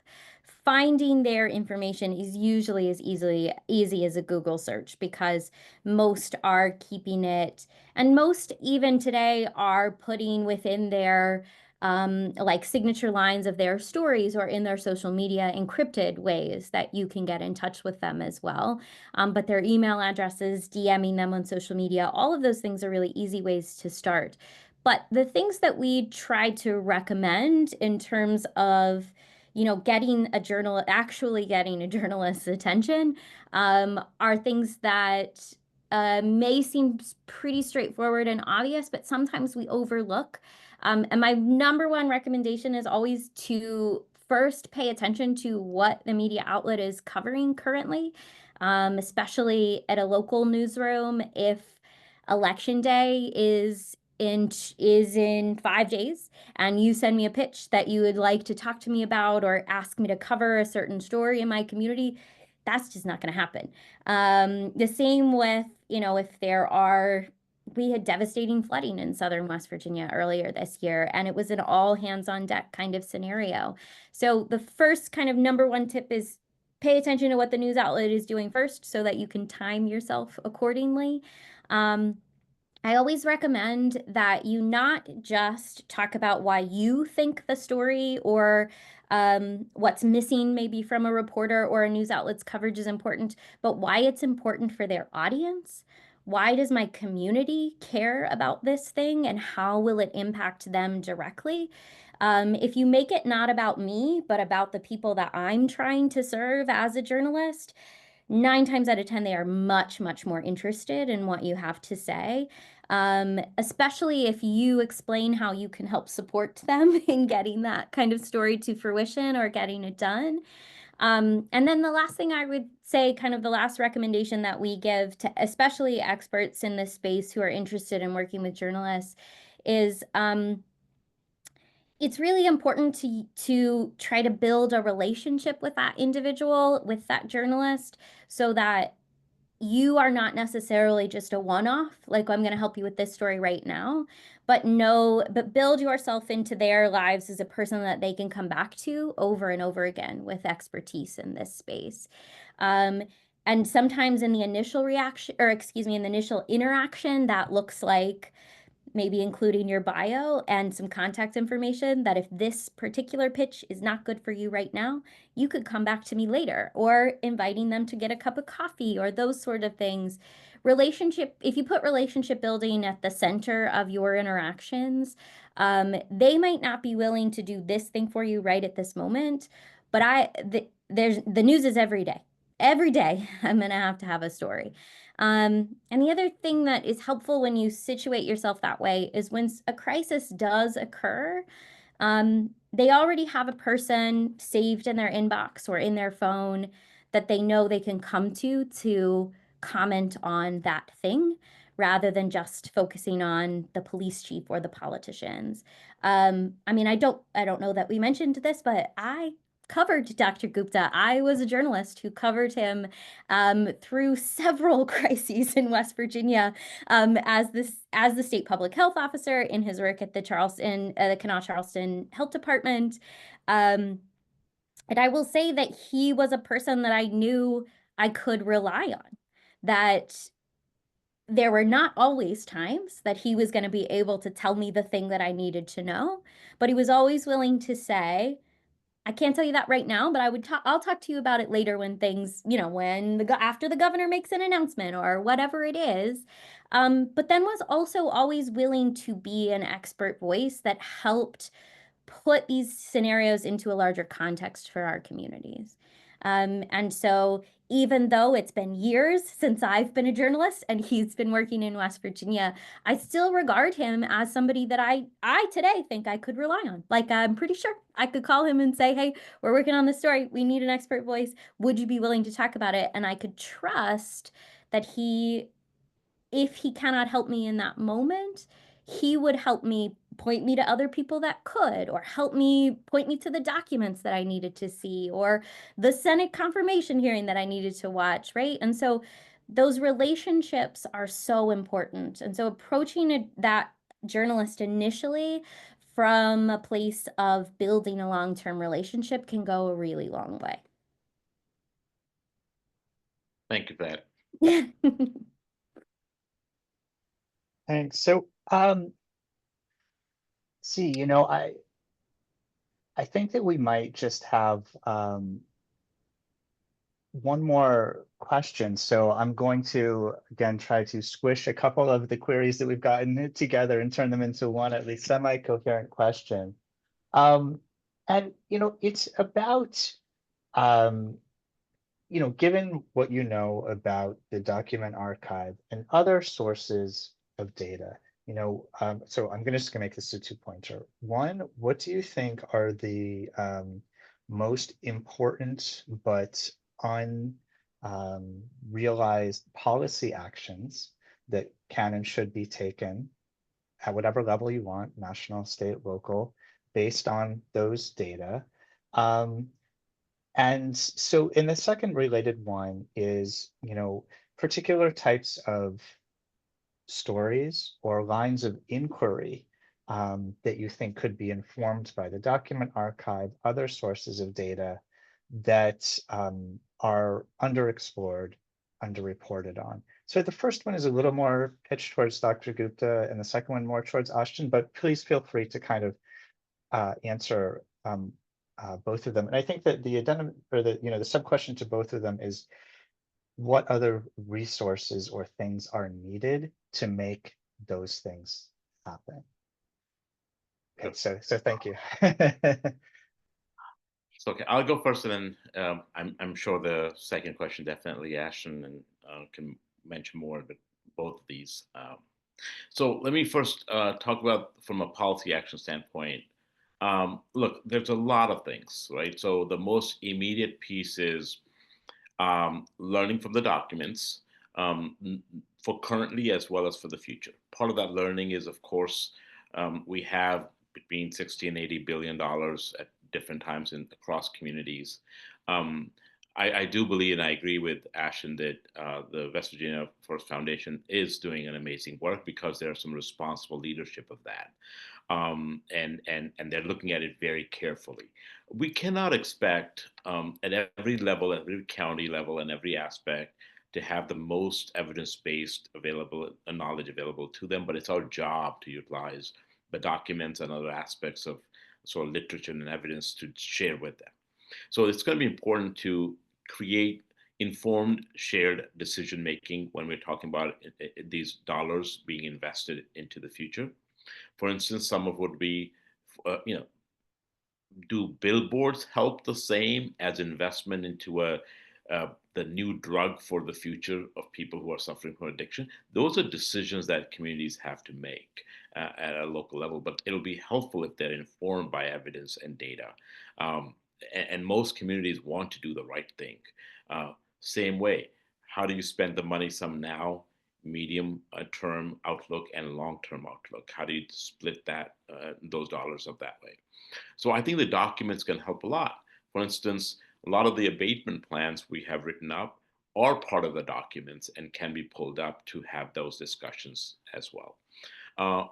Part of the ways, and I'll try to answer a very small part of the second question, which is, I think it's fair game to conduct media-led or journalist-led town halls across communities, especially in Appalachia, because these allow experts to come in, talk about not only the documents, but also the importance of using the funding appropriately, the evidence that's there. But I think it also allows people to have a common conversation around what's happening today in the federal government, in Congress, in the White House, because what we can't have is these dollars supplant federal funds or state and local funds.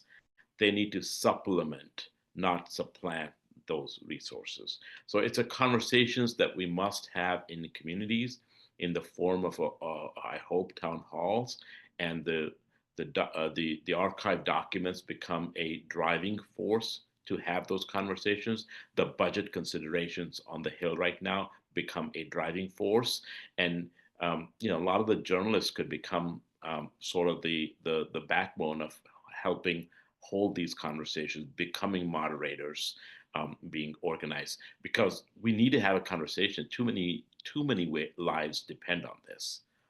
If we don't across the country, especially in an environment that we have today in Washington.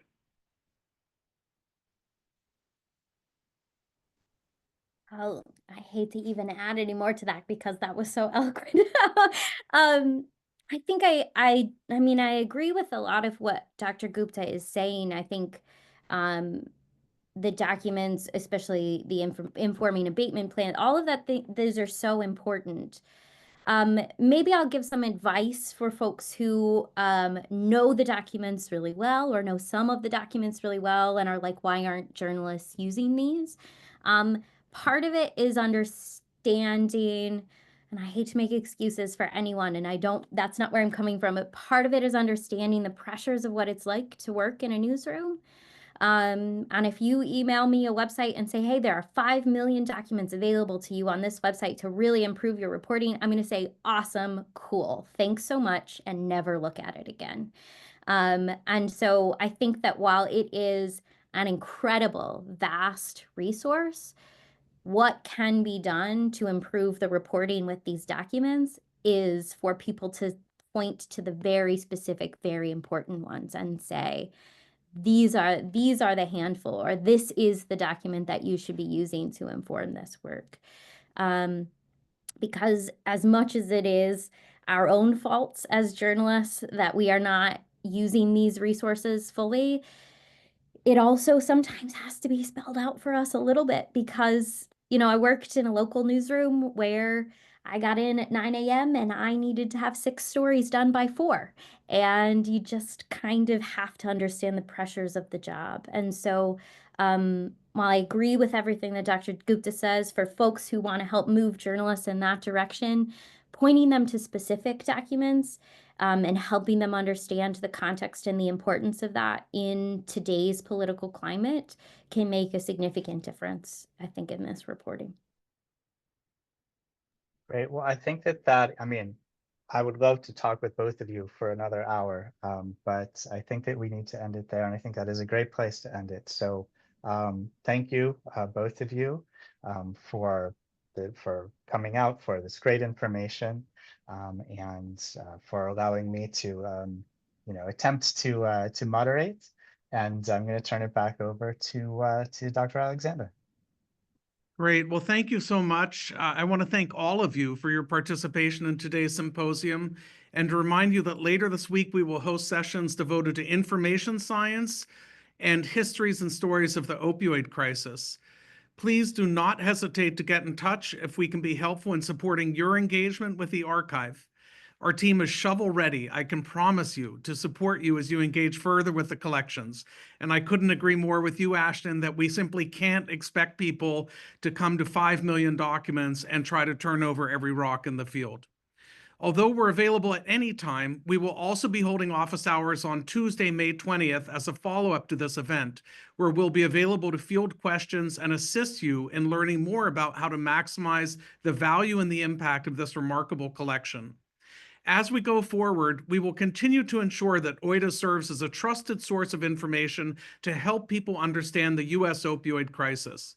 We will continue to develop this digital archive and its supporting resources for the benefit of the public, including individuals, communities, researchers, journalists, policymakers, and others affected by the crisis. OIDA and its services are freely available to all. Thank you again. This marks the conclusion of today's symposium.